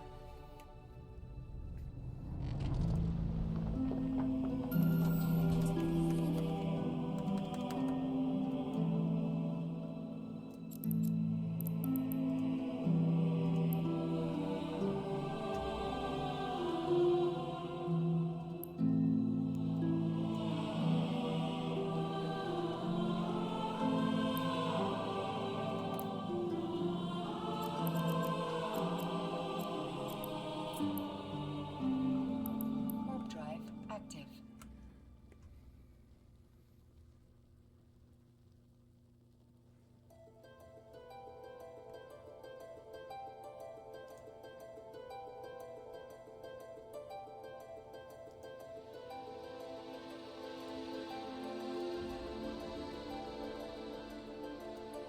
I bought out Marlin.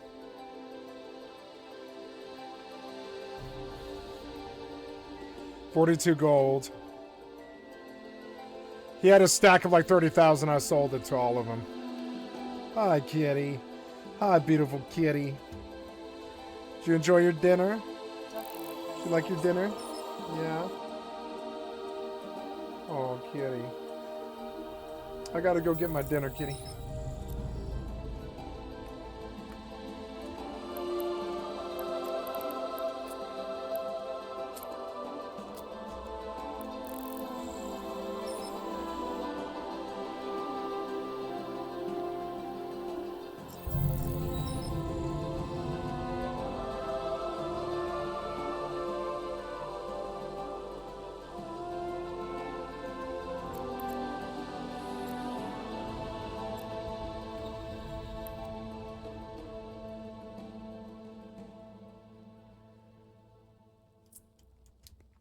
Warp drive active.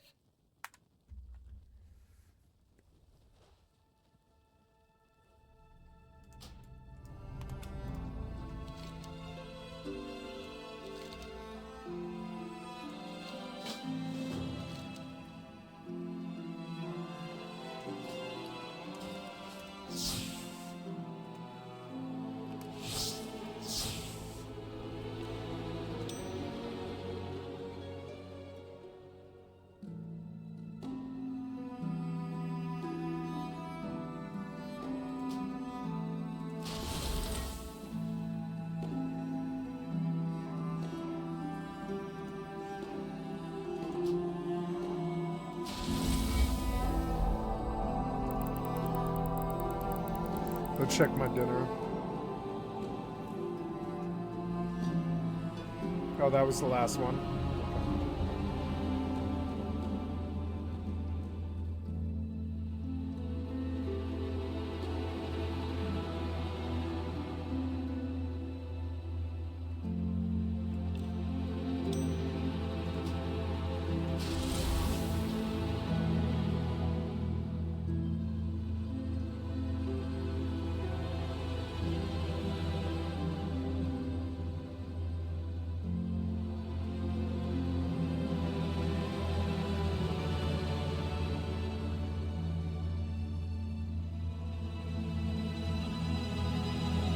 My level did not go up.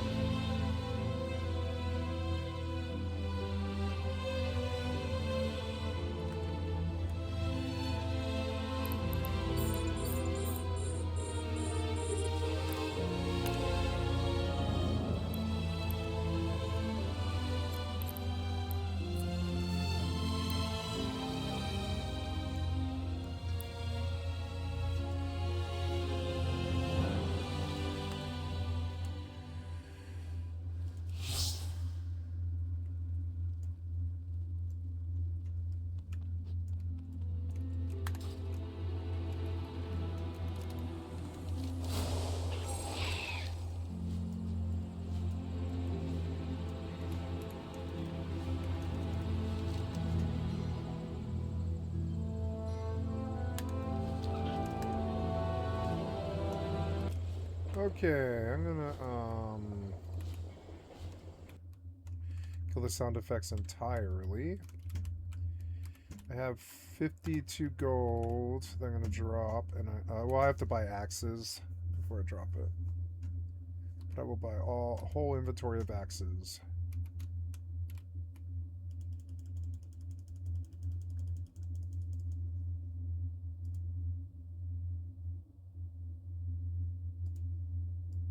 What?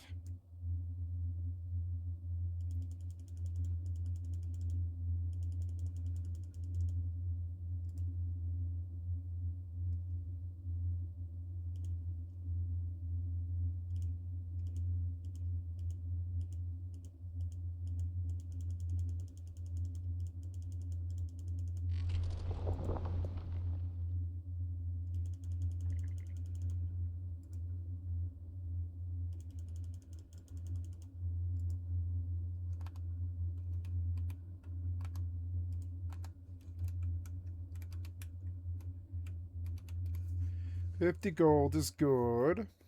I need to put a book in. I suppose I will go buy a book. I'm gonna go get my dinner out while I do this.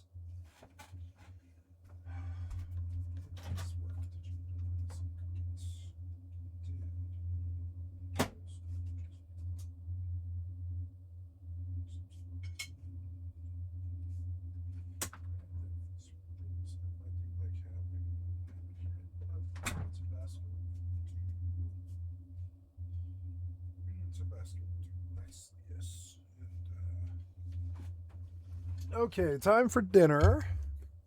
Or, well, yeah, like dinner. Yeah. Lunch, dinner. Lunch is at 6, 7. Dinner's at 12. I don't do breakfast. Well, I do. I do breakfast at like noon, I suppose. But I didn't used to. Not every day either. Sometimes I just caffeinate. Delve treasures. Yep. So, what else? We are going to the library to buy the second round of negotiations or whatever it is.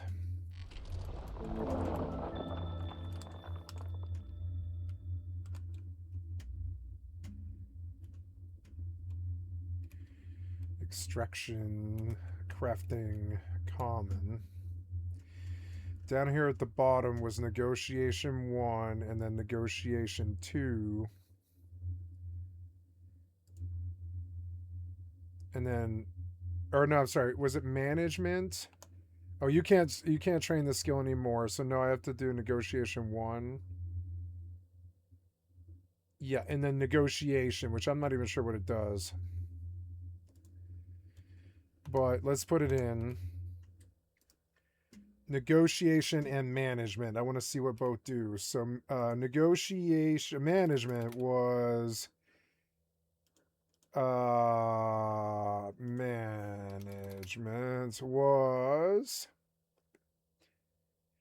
the increases the maximum trade items on the broker in more stable slots, which is actually super fucking good. And I do want that up there. And negotiation is better tax fees.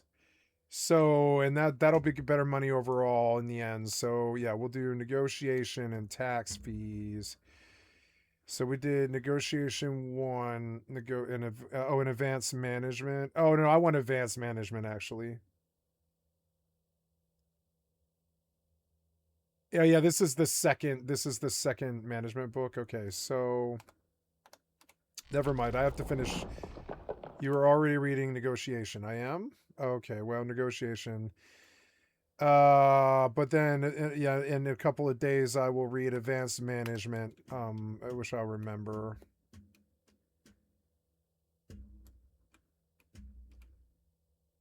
And that was expensive. I just blew 30 gold like it was nothing. But, you know, it was on books, and that's a good thing to do. I go drop gold and books and stuff in the bank, and then I can go chop tree.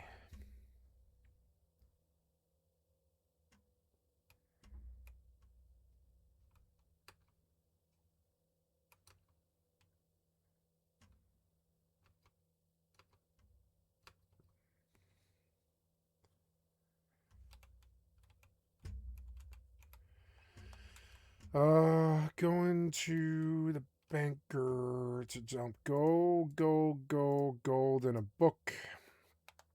Yep. And then I will go out there to chop tree.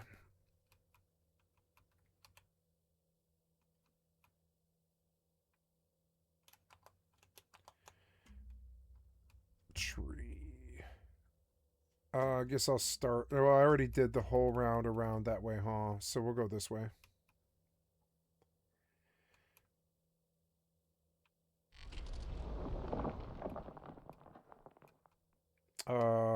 Droopy.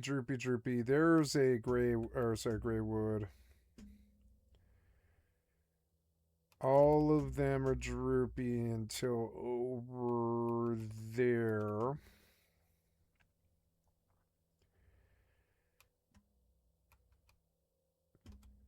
You know, it's odd. Do they spawn different colors? Because I thought there was a lot more gray woods over here, but I guess not. Maybe I'm thinking about the different side. I don't really know. I'm sure I'll memorize it more. One of the things about this game is it teaches you about repetition about space really well. You do remember things pretty well. Now I'm like far away from guards over here though, which is not so good. Anybody can just run up and fucking waste me. No, the guards will come. I'll go down there to get to those gray woods. It is a really beautiful game sometimes. Like New World. It has its moments and natural beauty and stuff.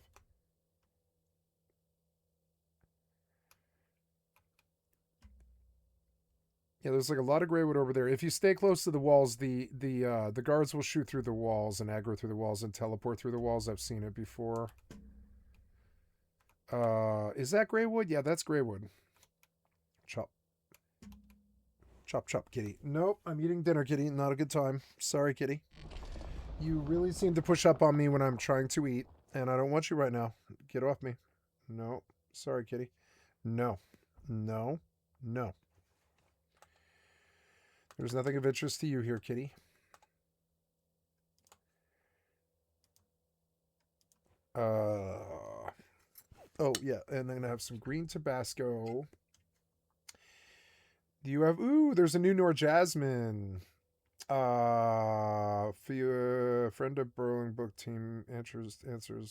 No, we'll do the Nor Jasmine. Get out of my dinner. Get out of my dinner, kitty.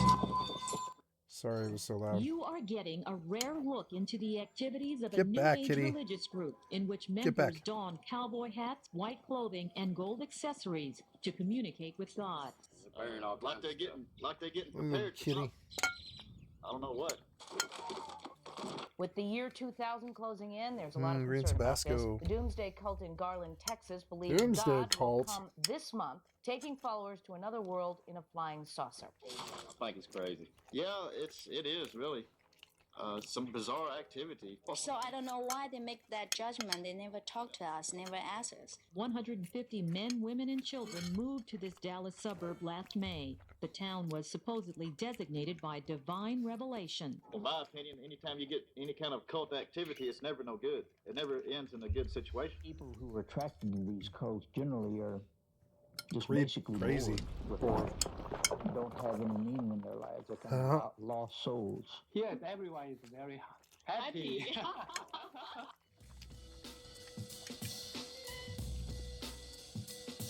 Go, Nor.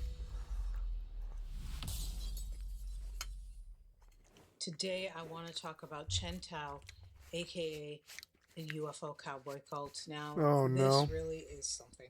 Let me tell you. I bet it is. I really can't believe I'm just now finding out about it. I really can't. But you see, in the context of when this happened, which was in the 90s, there were two other cults that got a lot of attention. Heaven's Gate. Heaven's Gate. Waco. Branch Davidians. Wacko. So this is why I think that they got lost in the shuffle. But truly, you need to hear about this because it is wild. The whole thing started when a bunch of people from Taiwan started moving to Garland, Texas. And the reason why they moved to Garland, Texas is because their cult leader, Master Chen, said that if you say Garland really fast, it sounds like Godland. From what Master Chen says, Garland sounds like Godland, and apparently thousands of years ago, God was here and they were told to return here. And so that's why they moved there. And because they were going to Texas, they decided they should blend in. And so that's why they all wore white, identical suits with cowboy hats and identical white tennis shoes, and they all drove identical white Lincolns and Cadillacs to blend in, and also gold jewelry also to blend in. Honestly, a vibe. Listen, a vibe. Like, I would totally wear that, but also I don't feel like a bunch of people wearing the same exact bright white outfits in one area. Like, they're going to be one huge bright white dot. And speaking of huge bright white dots, this is where we begin with what makes Master Chen so special, is that his whole life he had visions of orbs, golden balls in the sky. That's what she said. And so, who is Master Chen? I'm going to tell you. Master Chen, well, it's a very interesting story because he was actually an orphan, sadly, who then identified as an atheist. From there, he joins this UFO group, religious group, and then takes it over and starts a cult. So let me give you the deets. Master Chen was born as Hon Ming Chen, and he was born on April 22nd, 1955, in Taiwan. The sad thing is that both of his parents died soon after he was born. He went to school. And that's why he did ended this. up going to college. He actually studied He's a political survivor. and social sciences, and he became an associate professor of sociology at the college that he was at. Nice. And this whole time he identified as an atheist, but he had these visions, he said, his whole life, of these golden balls of light in the sky. These orbs that he's seeing, they're not just orbs. Now they're giving him transmissions from God. And in 1992, these orbs are telling him, as God, that he needs to start to follow a religious path. He can't be an atheist anymore. And so he says, okay, let me look into the different religions. And he looks into Christianity, Buddhism, Taoism, and he's like, none of them resonated with me. And at the time, there was this big fascination with UFOs in Taiwan, and they were like these new UFO religions that were popping up, and he joined one of them. This particular UFO group claimed to have secret alien knowledge that would explain these orbs that he was seeing. But then he found out he had to pay a really expensive fee to learn about these orbs, and he was disillusioned. And he called those leaders, quote, heavenly devils. And he decided, I can't stand for this. I'm going to do my own thing, just like you guys, but it's going to be different. He decides, you know what? I'm going to gather some members that are already in this group, and we're going to defect. He called it the Association for Research on Soul Light, also known as the Soul Light Resurgence Association, or SLRA. And the purpose of this group, according to Chen, was to, quote, locate, quantify, and cultivate spiritual light energy, aka these orbs. And this religion was a combination of Buddhism and Christianity, as well as the Chinese practice of Qi Gong and modern technology as well. So it was like Claptrap. ancient Chinese, Claptrap, Christian, snake Buddhist, oil. alien religion. This Charlatans. They were wealthy academics, white-collar professionals. Maybe it works. Who am I to say? Maybe if you buy orbs, you feel better. I don't know. I'm not God or whatever. Maybe it works for them. I don't know. You know what works for me? Black tar, heroin, methamphetamine, and women. Nobody likes what I like, so I feel bad about. Well, I'm sorry. People like women, but they don't like methamphetamine or heroin. So having And by women, I was trying to be nice. I was actually thinking pussy, right? I like black tar, heroin, methamphetamine, alcohol, like marijuana, and pussy. So who am I to, and those are all things that sort of make people nervous and or they dislike, And who am I to judge these UFO people on what they like? I've seen the ravages of judgment over stuff like drug use. I've seen what it's done to my life and my friends. It's put my friends in the ground. The judgment. And so I'm not going to judge the UFO cult with the cowboy hats unless they rape little kids or some stupid ass shit. I'm not going to. I'm sure they did or they wouldn't be on Nora Jasmine. But right now, before I've heard what they did in the end, I'm going to go with, I don't want to judge them. I don't care what they believe in. Who am I to judge them? I'll look you right in the eyes and I'll be like, God gave me heroin and God gave me methamphetamine and God gave me alcohol and pussy and fucking money and or not money, but music, excuse me. And it's just like, whatever. And so I follow those things and I care about those things and I chase them all my life and I like having them around me or whatever. Not all my life, but a lot of my life. And I just don't, I don't want to judge this UFO call till they do something nasty like rape, murder, theft, scamming, suppression, aggressive tithing, the unfair tithing, stuff like that, you know. I reserve the judgment until I hear something else, you know. I would say. And it's weird because I don't want to reserve judgment. I don't when it comes to myself. Like I would make a judgment call and not ever be around people like this, and I would think of them as funny, and I would mock them. But as I already have today. But I don't want to pass judgment on them till they cause me to take them down a peg on a case-by-case basis from some kind of ill act or bad actor or something, bad actor stuff, until they actually harm somebody. I don't care what they believe in. For instance, my stepfather's brother was in a blood moon cult, and he's a close friend of mine. Not close, but you know, he's a friend. But he's close by. He lives in the same town that I live in. But he was in a blood moon cult. And he told me that I think it was like, I don't even remember what year it was, that it was when the Mayans thought the world was going to end or something like that. But he and his cult, they really didn't believe that they were going to live past the year 2000 and fucking whatever it was, 17 or something, 16. I forget when it was, 2011. I really don't remember. No, it was way later than that. It was like 2020, something like that. 2017 maybe. But and when the apocalypse didn't happen, the blood moon cults disbanded. And I can't even imagine that. You're living your life for like 20, 30 years believing that they thought that the blood moon was going to come.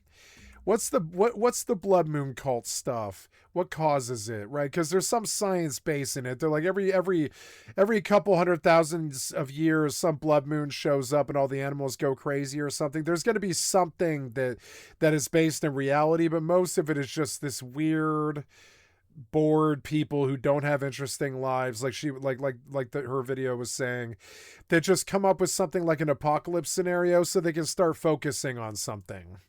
I'm not one to judge them for this, you know. I'm just saying that's what they do. I don't think me playing video games is any better than what they would do forming a cowboy UFO cult. I don't think either one is any weirder or less weirder than the other. Why is there so many blood moon cults, and why do they think what they think? What are they scared of? Is there some kind of science behind it, or is it just claptrap?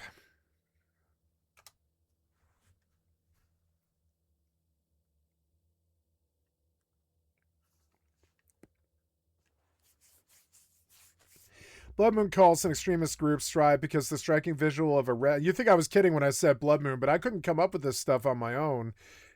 They didn't want to tell me either. They didn't tell me for like 7 years or something, but then he sat me down in a dinner one night and he was like, "You're open-minded." And I was like, yes, I am. And he was like, "You don't care what anybody does, do you?" And I was like, "No."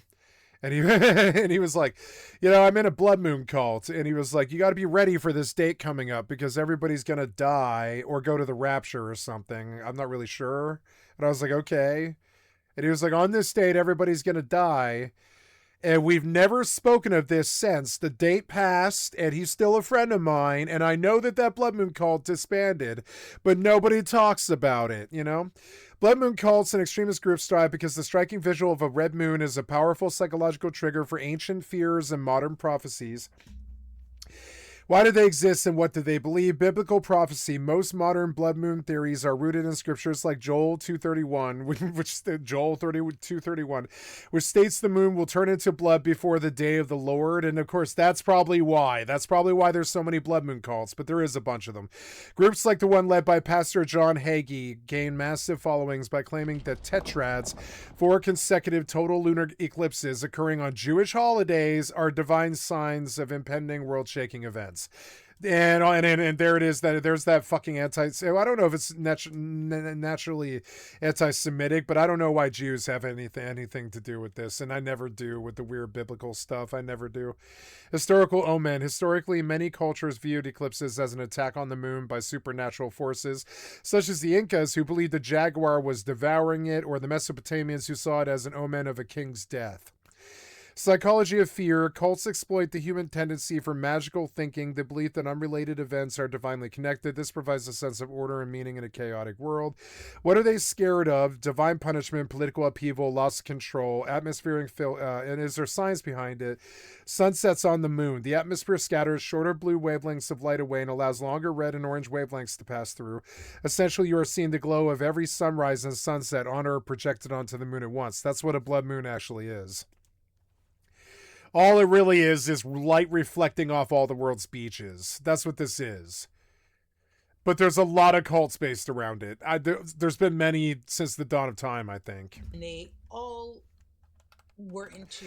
And so, like, you know, when he shows up, he's like, how's your streamer job? And I know he's mocking me. He's like, how's your streamer job? And I was telling him, oh, I'm on disability, so I can't talk to the chat. I don't take any money. So I don't know if you could call me unsuccessful, because I made many thousands of videos and thousands of follows when I don't even have the chat on, and I don't, you know, I ask for donations when I close the stream, but I don't actively pursue a community or try to take donations from you guys actively, not at all. Not unless it comes up when I'm leaving, when I'm ending the stream as station identification.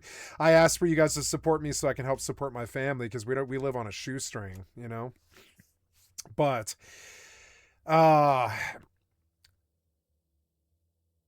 you know, he brings this up, and it's weird, because it's like, I know he's judging me. He's like, aha, you're drunk right now, aren't you? And it's like, yeah, so what? Or, you know, or he'll be like, oh, you don't have any friends or family anymore. And it's like, no, I don't. I was a drug addict for a long time, you know. And I can sense that he wants to mock me and judge me. But then I think about the Blood Moon cult that he was in, and how he took me aside one day because he liked me enough to warn me that the apocalypse was coming. He was like, yeah, I like you enough to tell you that the apocalypse is coming. And I was like, okay, when? And he was like, yeah, my organization, my group, there's a whole bunch of us out here in northern Washington, and we believe that the world's going to end on blah, blah, blah day. And I can't ever remember what day it was. It was some day in 2017. Remember when the Mayans all thought the world was going to end? It was that thing. When that didn't happen, the Blood Moon cult said that, oh no, we must have had the dates or times wrong. We're pushing it back a year. And then when that didn't happen, his Blood Moon cult full disbanded. They had some kind of infighting. I know, because my stepfather told me. Now, my stepfather wasn't involved with this, but he also doesn't care, because he was a very strong conspiritualist person who didn't care that his brother was in a Blood Moon cult. He absolutely did not care. I don't think I care either. But, you know, it's funny how bad his brother wants to judge me for being this, like, feckless liberal who did drugs my whole life and slept with too many women and ended up on disability because I got Asperger's and stuff, and I got a scrambled fried brain and all this. And I know he wants to judge me and make fun of me, and he's a superior fellow who likes to look down on people, I think, most of the time. He's a chiropractor. And every time he tries to look down on me, and he doesn't do this a lot, he's a very nice man, actually. You know, he's not a bad man. You know, I like him, actually. He's a good guy. But you can tell his whole thing is putting himself above others, because he knows that the world is going to end, but nobody else knows that the world's going to end. And that makes him a superior person for some reason. It does not in reality, but just in his own mind. That makes him a superior person. And so every time he tries to cut some joke about how I'm a professional gamer, I don't have a job, or that I don't have any technical skills, like I don't know how to fix up a car, or, you know, pave a driveway, or like my mom calls him over to help us with, like, installing doorknobs and stuff like that, because I have the skills to do that, but I've never done it my whole life, so I don't know why I would start now. I could do that stuff, but I'm not skilled at it, and I don't own any tools. And I don't think she does either. Though she does, but not the kind of stuff that, you know, that you would professionally install doorknobs with and stuff like this. Like, so I just go, no, hire a handyman, you know, and that's one of my weaknesses. I know it is. So I get flack from this, from the in-laws and family and stuff, that I don't have technical skills like every other man on the planet. But remember, I'm on disability with the government for fucking Asperger's. They easily forget, because I'm intellectually at least the same level as them, if not much higher. And so they easily forget that I'm on disability with the government for fucking Asperger's, and autism, or whatever they're calling Asperger's now. And you know, and I don't know, but when he tries to judge me, I just smile at him, and he knows immediately. I don't do it in a way where he knows, but I smile at him, and he can see that I feel no shame. Because A, he was in a blood moon cult that thought the world was going to end. And where I come from, that makes him an idiot. I'm terribly sorry. And then his job, where I come from, that also makes him an idiot. He's a chiropractor, which to me is like a charlatan doctor who irreparably harms people's backs half the time. And that's like a charlatan profession. I'm terribly sorry. I really don't like chiropractic, you know, and we could pull, you think I'm maybe being just kind of conspiratorial or something like that. No, what's wrong with chiropractic? But no, science itself has pretty much declared that chiropractic is a junk science. Is chiropractic considered to be a junk science? I don't think it is labeled that in the scientific community, but that's how they view it, right? I can't believe I'm asking this.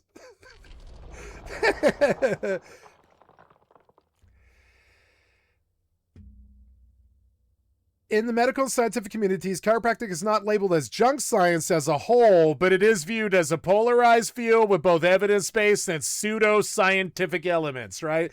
Musculoskeletal focus. Oh no, what's that sound? Am I being attacked? No, it's NPCs, which is okay. Am I full? No, I'm not full, but the other asteroid ran out. Evidence-based efficacy, peer-reviewed studies in journals like Spine and JAMA support its use for neck pain and tension headaches and certain joint injuries. But they know that back pain can't actually be fixed. You know, it's like if you fuck up your back, you're probably screwed. And so a lot of the scientific community kind of considers it to be polarizing. They're like, most serious scientific criticism involves cervical neck manipulation, which some studies link to a rare but severe risk of vertebral artery dissection and stroke. While practitioners argue the risk is extremely low, many medical professionals prefer more concerted treatments like physical therapy for neck issues to avoid the specific risk. So the only real fear that they have, and also there's all this other stuff, there's controversial pseudoscientific sides, like subluxation theory, which is the idea that misaligned vertebrae cause almost all human diseases by blocking a mystical innate intelligence or life force.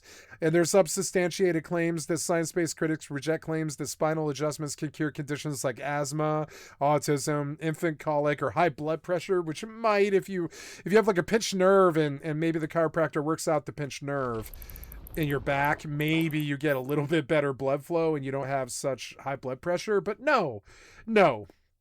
And I wouldn't say it's a junk science, but that's kind of how it's leaned towards. That's how the scientific community looks at it.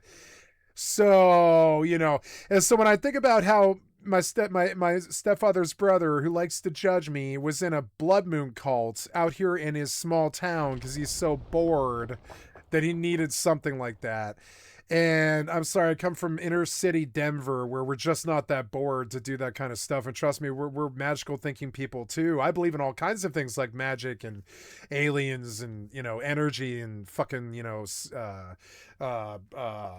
transcendentalism and, you know, Hinduism and, you know, meditation and yoga and all this other crazy stuff. I do believe in a lot of stuff, probably more so than my blood moon friend cult, blood moon cult friend, right? Probably more so. I probably believe more so in magical things that he would probably be like, that's utter poppycock, right? I'm not a doubting Thomas because I just want to be a doubting Thomas, you know, but I am a doubting Thomas when it comes to fucking blood moon cults who fucking pitch the end of the world at you. What an idiot. And I am kind of a judgmental person when it comes to chiropractors because I think it's a junk science. And I'm sorry, but you know, I don't know where I came to that assumption, but I just did. I assumed that it's kind of a junk science, you know? And so every time he tries to judge me, like, oh, you're drunk again, or, oh, you don't know how to fix the doorknob, or you don't know how to replace the lock or something. And it's like, I do. I just haven't done it in 20 years, and I don't care to do it now. You know what I'm saying? I've never owned a home. I've never had to do it. I've never had to replace doorknobs or shit like that, or put up a curtain or anything like that. I've never had to do that. I never owned a home until I was 39 years old, and I still don't do those things, you know? So I'm very realistic about what I what I'm able to do and what I have interest in spending time doing and what I actually have knowledge of doing. And I'm very specific about those things. And he's critical of these things. He's like, with your attitude, you'll never be a man or whatever. You'll never, you'll never fix this. You'll never learn how to patch this wall. And it's like, no, I'm going to save up some money and pay a handyman who does patching walls all day, because he's probably more qualified to do that than me. I play video games all day. And you can hear how I'm rationalizing a bunch of things that I do, like playing video games all day. But in the end, it doesn't matter what I do. I wasn't in a blood moon cult that failed, and I don't have a chiropractor job. And I like my friend too. I'm not trying to rag on him, but I've noticed that he really tries to, because he's older. And I'm younger than him. I'm like 30 years younger than him. So he wants to kind of just take that shot at a younger generation and stuff. But I'm like, I don't know, man. I wasn't in a blood moon cult that failed. I'm not a chiropractor, and so it's weird. You want to judge me and get these things about, like, where you want to take a shot at me with some comment or something because you're kind of snarky like that. I get that, but he's a nice man. He doesn't do it to harm you. He's just kind of got a cutting sense of humor and stuff. But I am sensitive to it because I'm like, oh no, Blood Moon chiropractor doesn't get to make fun of me, Blood Moon chiropractor doesn't get to make fun of me, Blood Moon Plague Doctor doesn't get to make fun of me or whatever. No, Plague Doctors were real, and that's not a junk science. But chiropractic is. Or chiropter, whatever it's called. I don't know. Chiroptera, whatever it Look is. to the sky for signs that God will rescue them in a flying saucer. Simon Sai says he gave up a lucrative textile business in Taiwan. Wait, why am I at my Follow house? God to Garland. Oh, God. Remember, he had that vision in 1992. By 1995, he is now the head of SLRA, and he is now known as Master Chen. Master Chen now has a direct communication with I have a God Greywood through this patch in my golden house, which is diamond awesome. ring Also, that he would wear, and he would like reverse it, and he would have this ring facing him, and he would basically get messages from God through his jewelry. Okay, talk about bling bling. This is some godly bling. He would ask this ring yes or no questions, and he would say that if the ring felt heavy or was glowing in his eyes, that meant that the answer was yes. So what was God telling him through his bling? He was telling him about Tyrannosaurus Rex's sorry, no, I'm like not even joking. He was basically the belief is that the solar system was created by a nuclear war, a nuclear holocaust is how, like, that's the Big Bang, okay? And that dinosaurs, let me get this correctly, dinosaurs were the result of radiation mutation from a previous human civilization's nuclear war. Duh. And that's what the ring told him. Okay? Through the ring, God also told him that he was special, and also that there's this issue going on, and that is that these popular religions, these Christianity, Buddhism, Islam, all of Judaism, everything has been degraded, and that it was up to him to fix it, and he had the knowledge and the power to do so, and so that's what he was going to do. But there was a bit of an issue, and that is a time crunch, because the world was ending very soon. And so he had this mission. He had to gather the people, get the message out through the rings and the orbs, get the spaceship landing pad put together, because God was going to come soon in a spaceship to take everyone up, because the world was going to end. And that's the thing, is that he preached that this end of the world, which he called the Great Tribulation, that this had happened several times. Remember the whole dinosaur theory? So 2 years passed. He told me this like one summer in like 2016, and he was like, "The world's ending next year. You better get ready for it." And I was like, "Oh, I've been ready." He was like, "Your attitude is sort of striking. I've never seen somebody with your attitude." And I'm like, "Oh, I've been ready. The world ended for me a long time ago when I was like 27. Lost my father. Lost my first girlfriend. Well, not my first girlfriend. The first woman that I loved. Attempted suicide, became a meth addict for 13 years. I don't tell them this sort of stuff. They're like that deeply into it, but I'm just like, no, I've seen the end of the world. I know what it is. I'm back here after living after the fact, and I'm back in the cataclysm, and I'm alive still somehow. But So he was like, okay, well, next year it's going to end. And I remember that date. I saved the date and I put it on my calendar. And I was like, wow, what if he's right? But so, just going to see. And so then, but I didn't think about it again for 2 years. And then I thought about it again. And I went back and looked at the calendar. And I was like, oh, yeah, that was last year. He never did say a word. I was like, wow, you never said anything, huh? You got to kind of wonder, if you really think that the world's ending tomorrow, do you call up your friends or your family or whatever and say goodbye? I wasn't close to him at that time, so I don't think he would have called me, but just sort of odd. Like, that's such a weird thing to, like, believe that the world's going to end. That was one of the grand tribulations. The same thing with Noah's Ark. The sheer... It to me, it's just about the most depressed and sad that you can possibly get when you believe that the world's going to end soon. That's good. I mean, what do you... So then you have no plans. Your grandkids aren't going to make it because the world's going to die before that. You don't have any plans because it never mattered anyway. It's all going to end or whatever. And I just can't imagine putting that kind of miasma of dark energy and sadness and resignation and just completely giving up on everything. I don't understand that sort of psychology. It's weird because I'm one of those guys. I've given up like that many times in my life. You would think that I would understand the psychology better, but I'm a glass half full person. I just know that the glass is half full of piss, But I think with that one, I guess it wasn't the piss you wouldn't want to drink. So yeah, you got a half full glass and it's great and you're going to be okay, but the glass is half full of piss.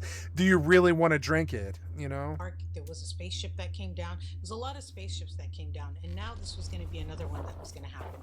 And that basically God would take people up in the spaceship, the tribulation would happen, and then I guess they would come back down and be reincarnated, right? Because it's mixing different elements. So there was a very big... Yeah, well, it's just some dude like making stuff up that he read in sci-fi novels when he was a kid. And this happens a lot. Consult, L. Ron Hubbard or whatever, and you'll understand Joseph Smith and all that. Reincarnation element.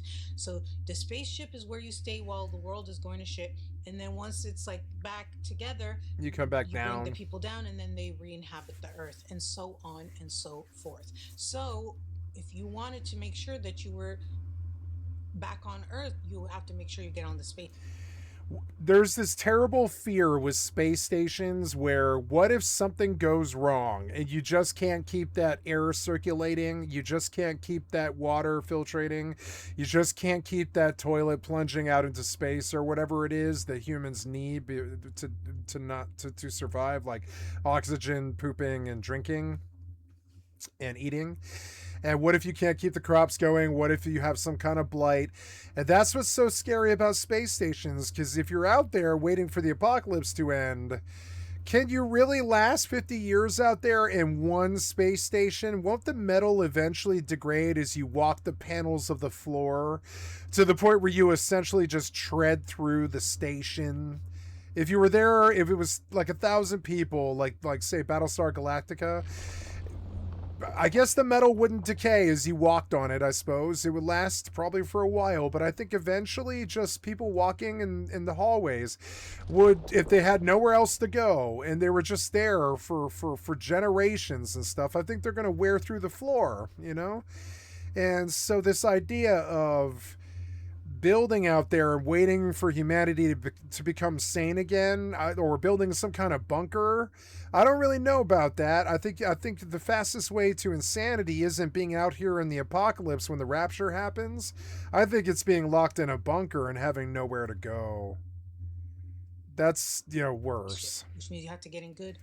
That's what was so weird about Hitler. He seemed to like bunkers, But I mean, who actually likes that sort of situation? You got to be like a mole person. Who actually likes bunkers? I doubt he liked bunkers. He probably liked being outside. But he chose bunker at the end, and I don't really understand that. I think I'd rather die. Okay, if I was like Hitler, and I knew I was going down with that terrible Nazi piece of shit, racist fucking ship, I don't think I'd go in the bunker. I think I would go on top of some bell tower, the tallest tower in Berlin. And I would hole up there with a sniper rifle and my wife, and I would wait for the Americans to come or something. I don't think I would go to the bunker. That you couldn't pay me to go to the bunker, and that's a glass half full, glass half empty deal. I think if you're glass half empty, you could go to the bunker forever. But I think a glass half full person is like, well, but what would you do without sunlight? You know? What's a year of not having sunlight gonna do to you? What does it do to you mentally? With Master Chen. You following? I mean, I didn't even do it when I lived I stealth camped for a year in a basement of an apartment complex that I used to be the lead person living there.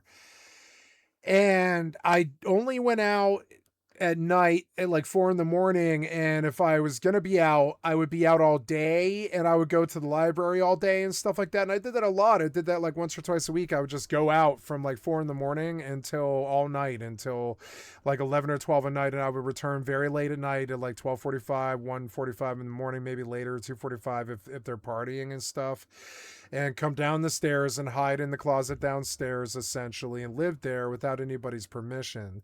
I did that successfully for a year, and I lived in a room the size of a coat closet that wasn't enough to stretch out in even. It was like about 5 feet. So I had to curve, it fucking sucked. So when I slept, I slept in a little bit of a curve shape because it was just too small of a room.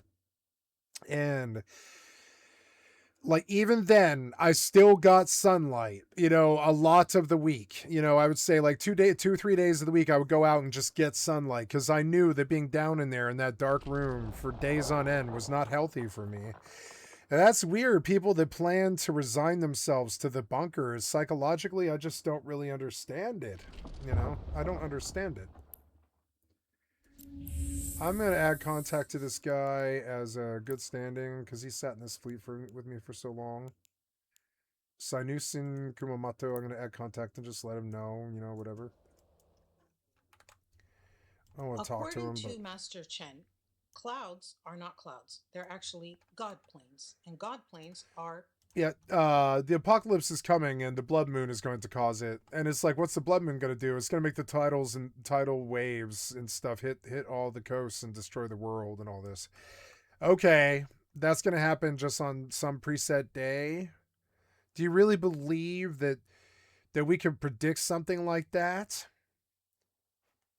Some preset day? When does that happen? Why does it happen? Is it because all the world's light gets reflected off the beaches and it turns the moon red and spins it off its orbit a little bit and causes all the oceans to tidal wave or something? I guess, but I mean, being able to preordain when that day is so crazy and so dumb and so low IQ and so crazy. It's just like this suspension of reality and logic that I just don't understand. As I'm not a scientist, but I like science. And suspending belief to the point where you can predict the day that the blood moon happens and all of humanity tears itself apart and tidal waves flood us all. Who gave you that power to preordain that day? Are you some kind of like minister to God or something?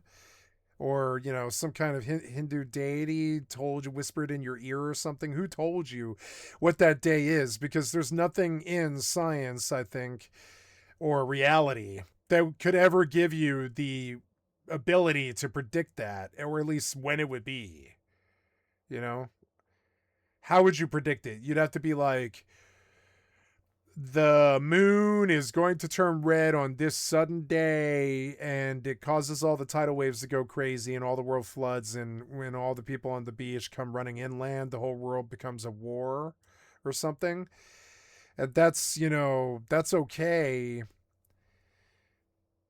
logically, that I guess.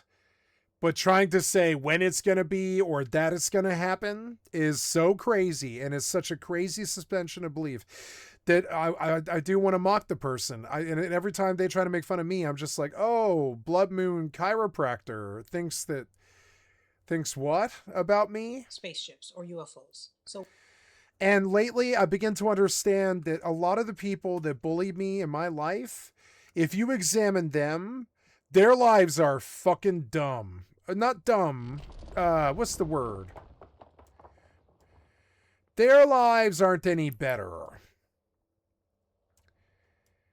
They would look down on me because I partied all my life, or I was some kind of kingpin, or I'm feckless, or I sort of stumble around a lot and I don't care, I don't make plans, and I don't live life like everybody else does or whatever, and they think this is inferior somehow. And I think, oh, you don't like me or whatever, and I think about it, I'm like, oh, that person, they don't like me, I must do something bad here or something. But no, what it really is their lives are so dumb and so boring that they want to bring you down. You know, and when you actually look at most of the people that I ever had tangles with, or ever, I never had a tangle with my stepfather's brother at all. Actually, I've never had an argument with him. Great man, but you know, but his snarky sense of humor did get to me when he sort of like takes a shot on how I'm just not willing to be that standard stereotypical man. I'm a video game nerd, and a lead singer, and a druggie, and a crazy bandit, sort of, and like a bunch of other shit, and a credit card thief, and all this other stuff. And so I just don't do installing fucking hardware in people's kitchens. I just don't do shit like that. I didn't have a life like that. I've never owned a home. Not till now. And even then, we bought a prefabricated home that I didn't have to ever worry about, essentially. Everything in it was fit for mobile living, so everything had been thought about for the long term. And everything in this house was set up for permanent long-term living, like out in the out camping and stuff like that. And so I didn't have to think about any of it. The day I moved in, I was like, oh, it's a completely fit out house with every element of it completely finished, except for there was something that we forgot, but I don't remember what, maybe the bathroom or something. But we got around to it in the end after about a couple months.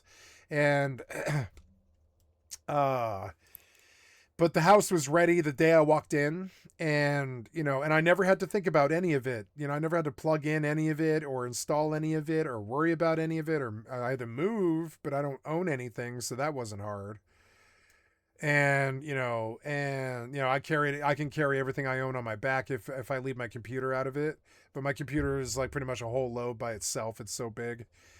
And so, but other than that, like, if you leave the computer out of it, everything I own fits on my back, which is kind of crazy. I'm not a physical, property guy. That's another thing. It's like, I'd never owned a home, and I never was a physical possession guy. So I never learned stuff like maintenance for houses and shit like this because I don't have anything. I don't have to learn it for this house. By the time this house has a problem, it's just going to fall apart and be too old to live in anyways. So, it's not designed to fall apart, but it will fall apart. And I don't worry about it. I'm just like, and I mean, I have a nice house. It's clean, it's good. It's a nice house, and it will be for many more years. I take good care of it. But I don't learn maintenance and stuff. And he took a shot at me like that. How are you ever going to learn if you don't try? And I'm just like, no, I think there's 10 billion people on the planet, and I'm fairly sure I can go find a handyman. I'm fairly sure. If not, I believe it or not, I have many, many, many friends that I can call who are really, really good at that kind of thing. And I made it a point of socially backing up the things that I'm not amazing at. Now, if my friends ever need me to rewire a computer or an operating system or drive a car really fast or do a drug deal or go to a crazy party or get a hook to something, I can hook you with anything in the world. Pretty much, I can hook you to anything in the world. I've got hooks and connections and stuff. I've got all kinds of things that I'm strong and good at. I'm just not good at installing hardware. And so my stepfather's brother took a shot at me, and he was like, how do you expect to be a real man if you can't do this sort of thing? And I'm like,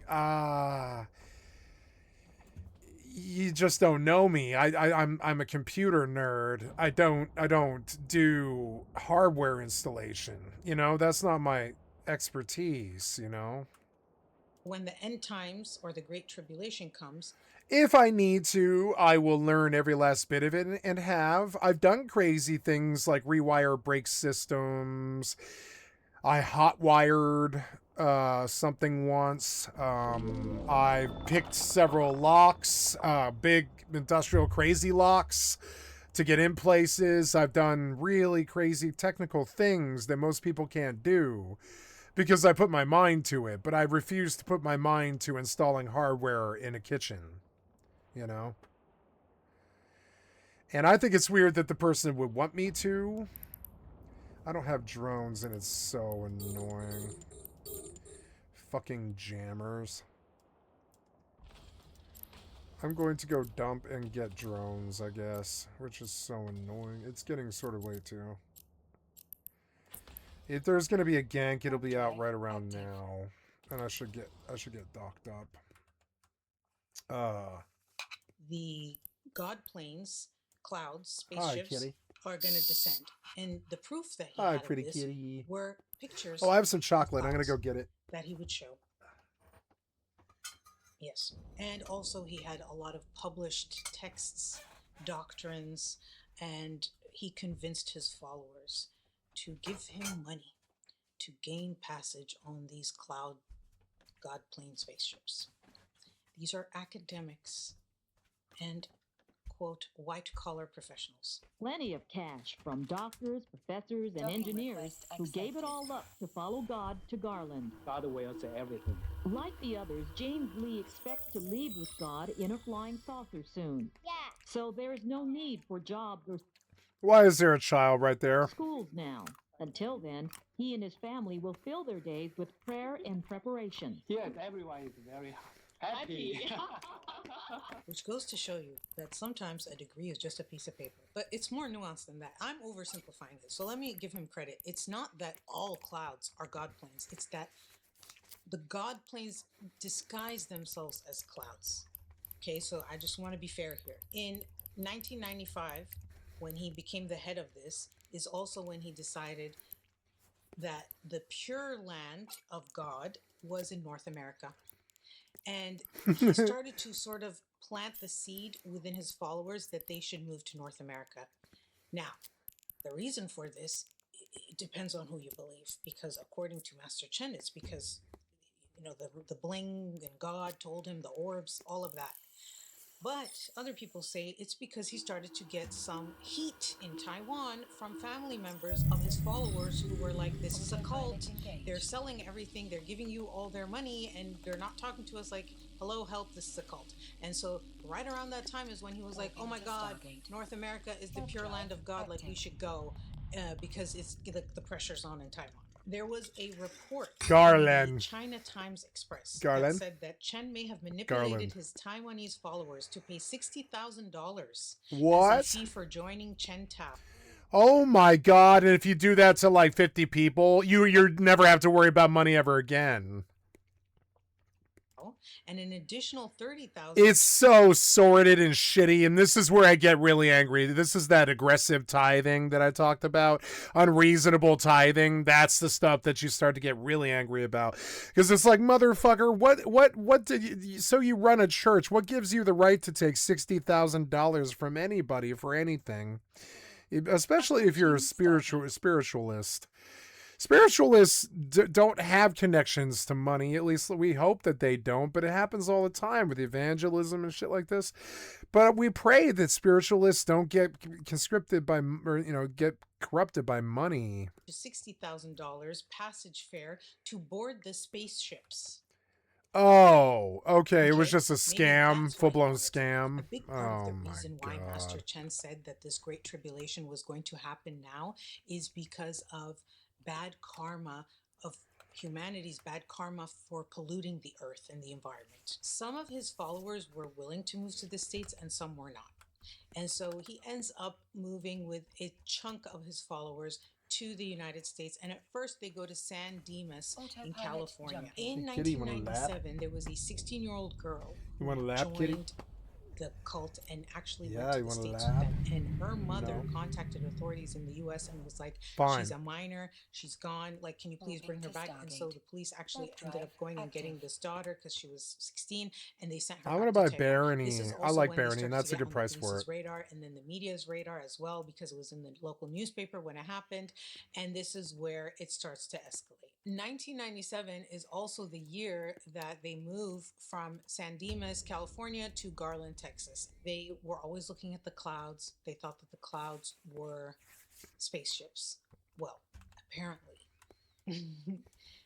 They were looking at the sky and they saw 007 because there was like a James Bond movie that was coming out at the time, and this was like a promotional advertisement. You know, when they do the cloud thingy, they write the stuff in the clouds. You know what I'm talking about. Okay, so they saw that 007 thing and they took it as a sign. This was a sign that the Great Tribulation was happening now. Now the clouds are giving them symbols and numbers. So Master Chen's like, the clouds are talking to us. They're telling us that they're coming now and we need to prepare, you know. And so then he also says that they need to move to Garland, Texas. And the reason why is that he said, if you say Garland really fast, it sounds like Godland. Me personally, I feel like this has to do with real estate, because immediately they start purchasing a bunch of homes. And I found this thing that was saying that the homes that they sold in Taiwan were like around $500,000, and the homes that they were buying in Texas were about $70,000, and they were buying them all in cash, and they were putting the rest of the money from their homes in local bank accounts. So if you so they've got like over $400,000 left that they're using as spending money. They're not working. I feel like Texas was probably cheaper with real estate.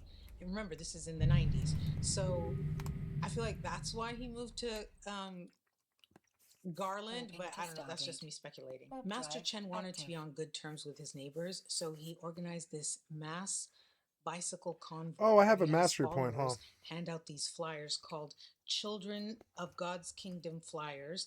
And it says here, they rode in bicycle convoys through Garland, distributing flyers expressing the group's appreciation Why quote, bicycles? of your tolerating our activity in the neighborhood, as well as your magnanimous acceptance, which is honestly pretty nice. If my neighbor said, thanks for tolerating our activity and your magnanimous acceptance, I would be like, welcome. Magnanimous. Then they started traveling around and they went to Canada. They went to Vancouver and they were looking for, quote, the Jesus of the West. They even put a personal ad in the local Vancouver newspapers looking for Jesus of the West. And they described the Jesus of the West as a 6 foot tall, 28-year-old man who looked like Abraham Lincoln. This was according to Master Chen's prophecy. He said that that's the Jesus of the West, but then nobody responded to the personal ad, but it did get media attention. Then they ended up going back to Garland, and they're like, damn, we didn't find the Jesus of the West. What a bummer. And then they realized, oh my God, the media is everywhere, and they're asking questions because the media found out about them through all this shit, and they were like, are you guys gonna do like what Heaven's Gate did? Because remember, with Heaven's Gate, they were gonna coincide the taking of their lives with the Hale-Bopp, or is it Haley-Bopp, Mbop comet. Master Chen decided to do a press conference to address this, and this is when the shit really went crazy. 这个先是人，神也可以变成人，只不过是没有显出他的神力而已。所有的人类，而不是要来审判人类，请你们看圣经的，就把圣经。Says we're not like Heaven's Gate. We are completely different, and the reason is because I'm Jesus's father. Okay? Please. He spoke in Mandarin, but I found the translation. This is according to the Associated Press. 2,500 years ago, Jesus Christ was my son. That is why I am so sad about history, and according to the revelation of God, God can appear in a human body, but he comes not to judge people, not to make the final judgment, but to save people. Most parts in the Bible are not the true words of God. They are the revelations of devils and demons. So he says, the child with the hat is the reincarnation of Jesus Christ's body, and the child without the hat is the reincarnation of Buddha. And there is a legend, which is not stated in history or in any Buddhist scripture, but actually, Buddha was poisoned and his body was reincarnated into the child. So good thing he let us know about that. By the time that he did this press conference, he changed their name for jumping. Branding purposes, maybe you could say, because originally it was called God Saves the Earth Flying Saucer Foundation, and that is like what the characters translated to when they came to the States.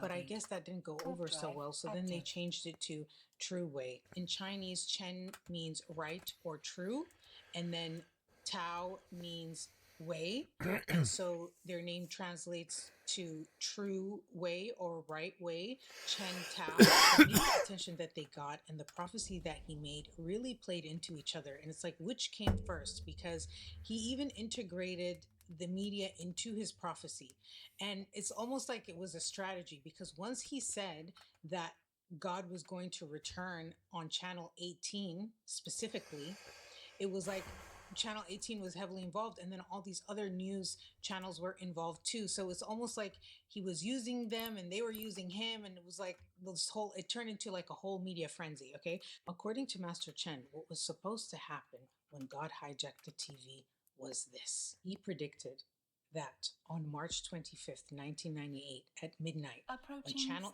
18 specifically, every TV that had channel 18 would see God return to the earth on TV. God was going to come back as him, the leader, Master Chen, on channel 18, and that all the TVs in the world were going to see this reappear. So I don't really understand the strength system. I'm going to go ask the AI.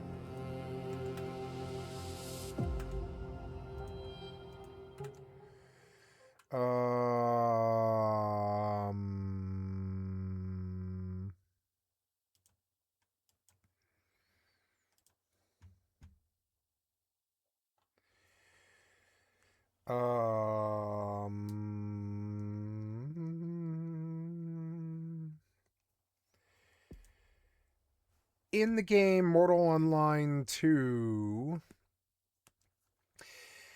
I am capped at 117 strength, but I want to shoot higher strength requirement bows. Will raw strength get me past that cap of 117 strength on Thursar? Warping to Stargate. Warp drive active.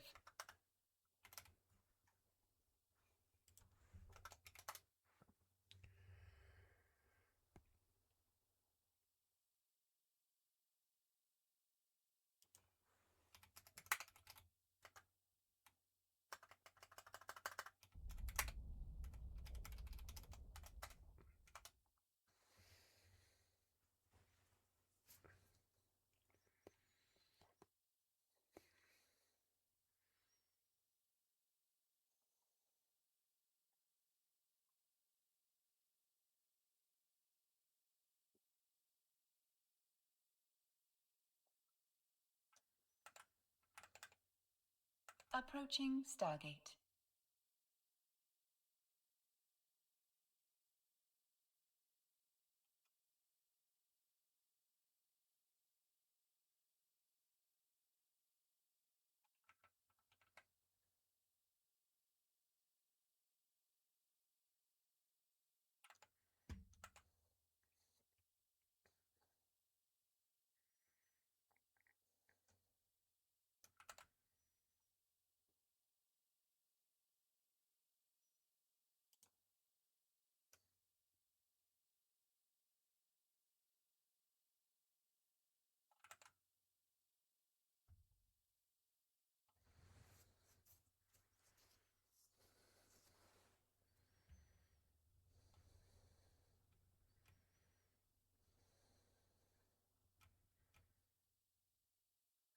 Autopilot jumping.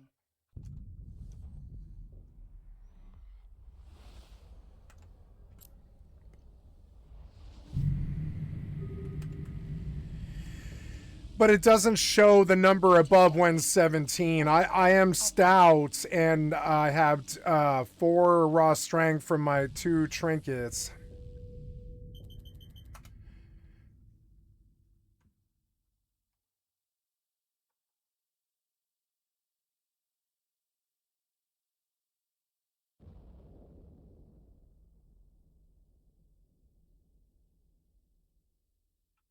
Yeah, I am, and it. Okay.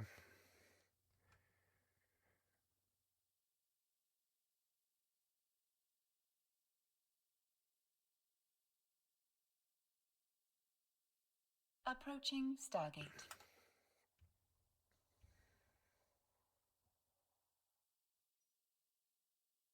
Modifiers.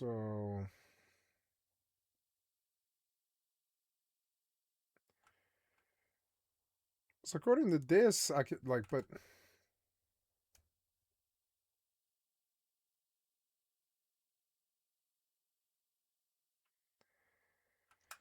123 strength bow, but I think I did try to do that. I've got 123 strength bows. I'm gonna take this wood and bring it back to Fab.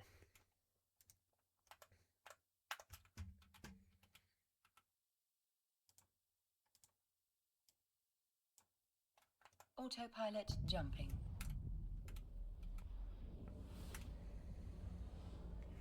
I have a bow, and I'm gonna try and draw it. Warping to station. Warp drive active. Mastery modifiers +2.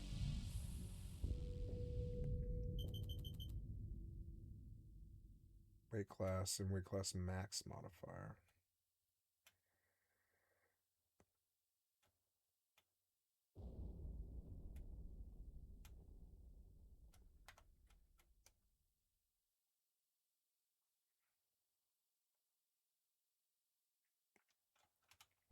So according to this, I can pull higher bows, but that hasn't been my experience. I'm going to go look, though.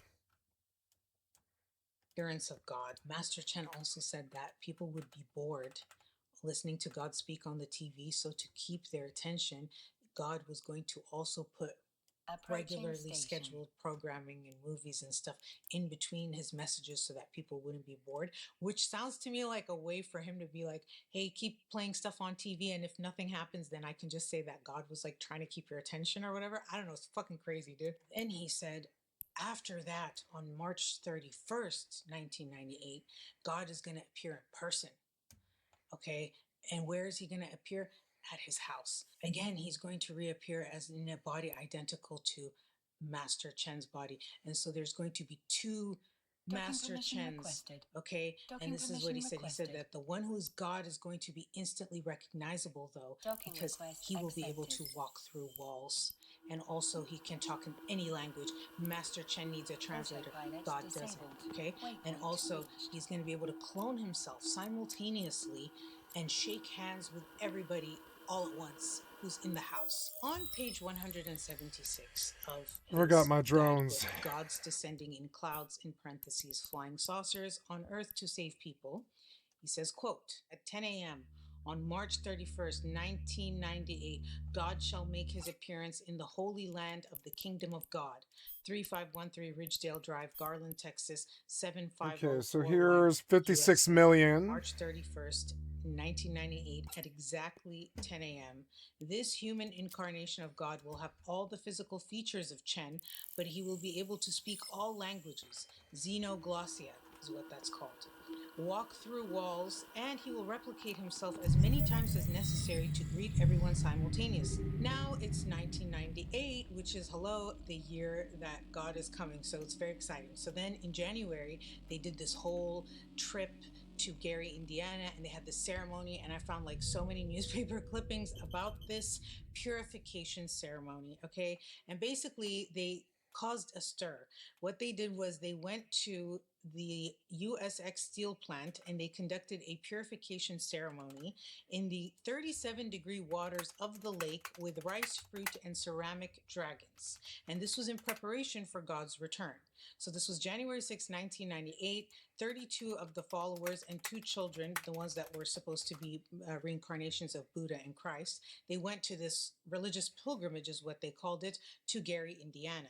They arrived at Lake Street Beach on Lake Michigan because they said it was a sacred location.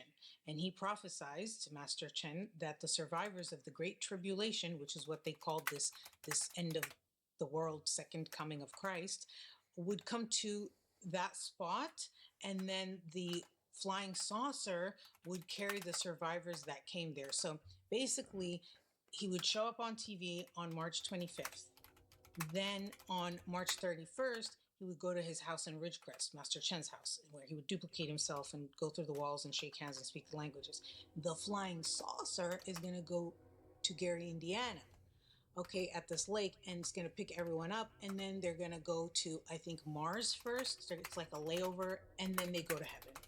You know what I mean? But in the meantime, though, they were in Garland, which they picked, remember, because if you say it really fast, it sounds like Garland. Anyway, they went there, and they were just chilling, waiting for God to arrive, as one does. As they're doing this, they're also bringing more and more people from Taiwan to this neighborhood, to where they were basically almost buying up the entire neighborhood. They had like 30 homes in this neighborhood, and I think at their peak there was over 150 people. As you can imagine, the neighbors started to notice. Like at first they really didn't, but then, you know, with the media attention and all these people dressed exactly the same, like all coming from one place, they started to notice. And at first they were like, oh, okay, this is interesting. The followers are digging a hole 6 feet deep and 8 feet across. Like they're getting prepared for something. I don't know what. This is what the neighbors said, okay? So Bonnie said, they told me that Garland is God's land, and I thought, well, okay, to each his own. Her husband Carl said, they all seem nice enough. They're quiet. They keep their yards up and everything. But then there was a conflict. It started when they were building this gazebo. The gazebo that they were building was essentially like a concrete landing pad that they were building for the spaceship that was going to come. And apparently this like violated, I don't know if this was like some HOA thing or just like an eyesore, but the neighbors started to have an issue with this gazebo spaceship landing pad that they were building. So they raised an objection to this. And they started saying that there are zoning violations. The real issue they had was with the media, because the media was constantly there. It was a frenzy, and the neighbors were like, this used to be a quiet, peaceful town, and now it's like there's just too many people. All these like media trucks and vans are parked everywhere, and camera crews and stuff. That's what was upsetting them more than anything. And the reason why they were mad at the cult for that as well is because, remember, his prophecy was that it was going to be on channel 18, and they would do all these interviews with the media. They liked the media, so they felt like, you guys are encouraging them to come. They're coming, and now our neighborhood is like a media circus. But people in this conservative, God-fearing city aren't buying it. If he does return March 31st, there's going to be some people in trouble in this world. I just think it's a bunch of baloney. Nice. Vegetarian. But as I spent rare moments in the homes of cult members, playing with their children, we are much more devoted to the truth of God, and getting to know their parents, I wondered if this could become another doomsday cult story with a tragic ending. We just are devoted to our own belief in God, so we don't think we are queer. Here's where it started to become an issue, because the context of what was going on is that there was Waco, also that had happened in Texas, and then also remember Heaven's Gate. And so these two cults were really fresh on everyone's mind, and they ended very badly. There was a lot of death, okay? And so the fear was that this cult was going to end up the same way. It was a big, big thing, especially when March 31st rolled around and the spaceship didn't come. People were like, they're going to end up, you know, ending it. And so the leader, Master Chen, he came out and he said very specifically, like, no, this is totally never going to happen. We would never take our own lives. Even if the spaceship didn't happen, he was like, we're just going to go back to Taiwan. And that's like all that's going to happen. But then there were actual members that were saying no. There was some letter that got circulated that said that they were totally going to end it if it didn't happen, and also that the leader said if the spaceship doesn't come, stone me, execute me, take me out. And so it's a little conflicting there. So then the police got involved. Police were like, listen, we're just going to make sure that none of the neighbors attack them and that they don't hurt themselves once this spaceship doesn't show up, because everyone's like, spaceship isn't showing up. Now it is time. It is now March 26th. It's time for the Great Tribulation, except it's more like the not so Great Tribulation, because as you can imagine, nothing happened. There's actual news footage of people who are all hyped up, like Americans who are following the story, who were watching Channel 18 to see if God came back, and then, you know, nothing happened. Put it on everybody, please.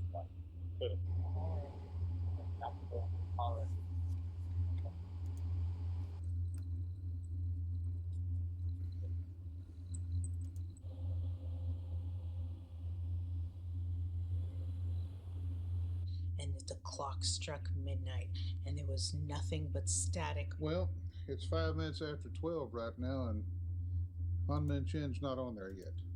According to his own philosophy and preachings that we've heard, he's a phony. At 12:30 a.m. on March 25th, after 30 minutes of nothing on the television, Master Chen came out to make a statement as to what the fuck just happened, okay? And it was so painfully awkward. 说真的，从去年12月底 We have the only true. We have the only faith in God's power. If the plan is postponed or changed, we have the belief that God has some better plan in order to save more people from the Great Tribulation in 1999. It was actually a 45-minute press conference, and he said this. Okay, I want to read you the translation of what he said. He said, I want to emphasize that God's kingdom has already descended. God has already descended. But the pity is that the gospel of God's coming is known to too few people. Because we did not see God's message on Channel 18 tonight, my predictions of God arriving on March 31st can be considered nonsense. I sincerely hope everybody can keep an eye on the further developments and don't call us liars or something like that. Please trust what we say, because God really wants to save 1 billion people from the Great Tribulation.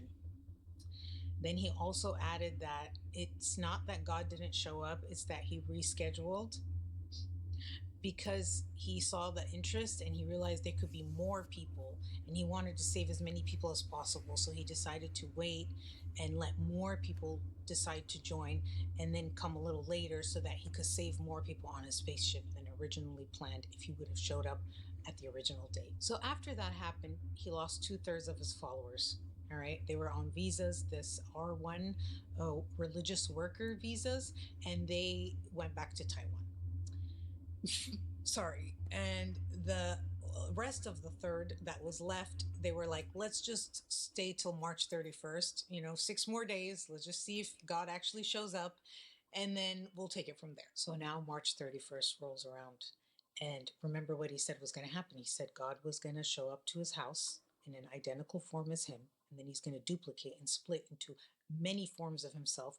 And remember, walk through walls, speak different languages, and shake the hands of everyone in the home. So when the time he said 10 a.m. rolled around, nothing happened. You know what he did? He got on this podium and he told his followers and everyone to shake their own hands. You yourself are gods. He said God already showed up and transformed himself into humans, you, and you are God shaking your own hand. Okay, this is the quote. He said, "The kingdom of God has descended, and God has already changed into human being." So I would like to talk about this guide that I had the AI write me. Sorry, I should make it bigger so you guys can see it.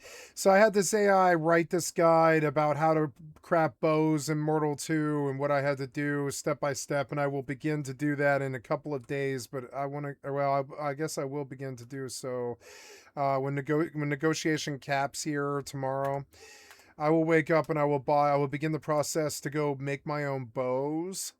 Cause then I can spec all my characters in archery, and I can produce my own bows with my main. And it would be an easy way to get through the shitty directional combat that I just don't appreciate.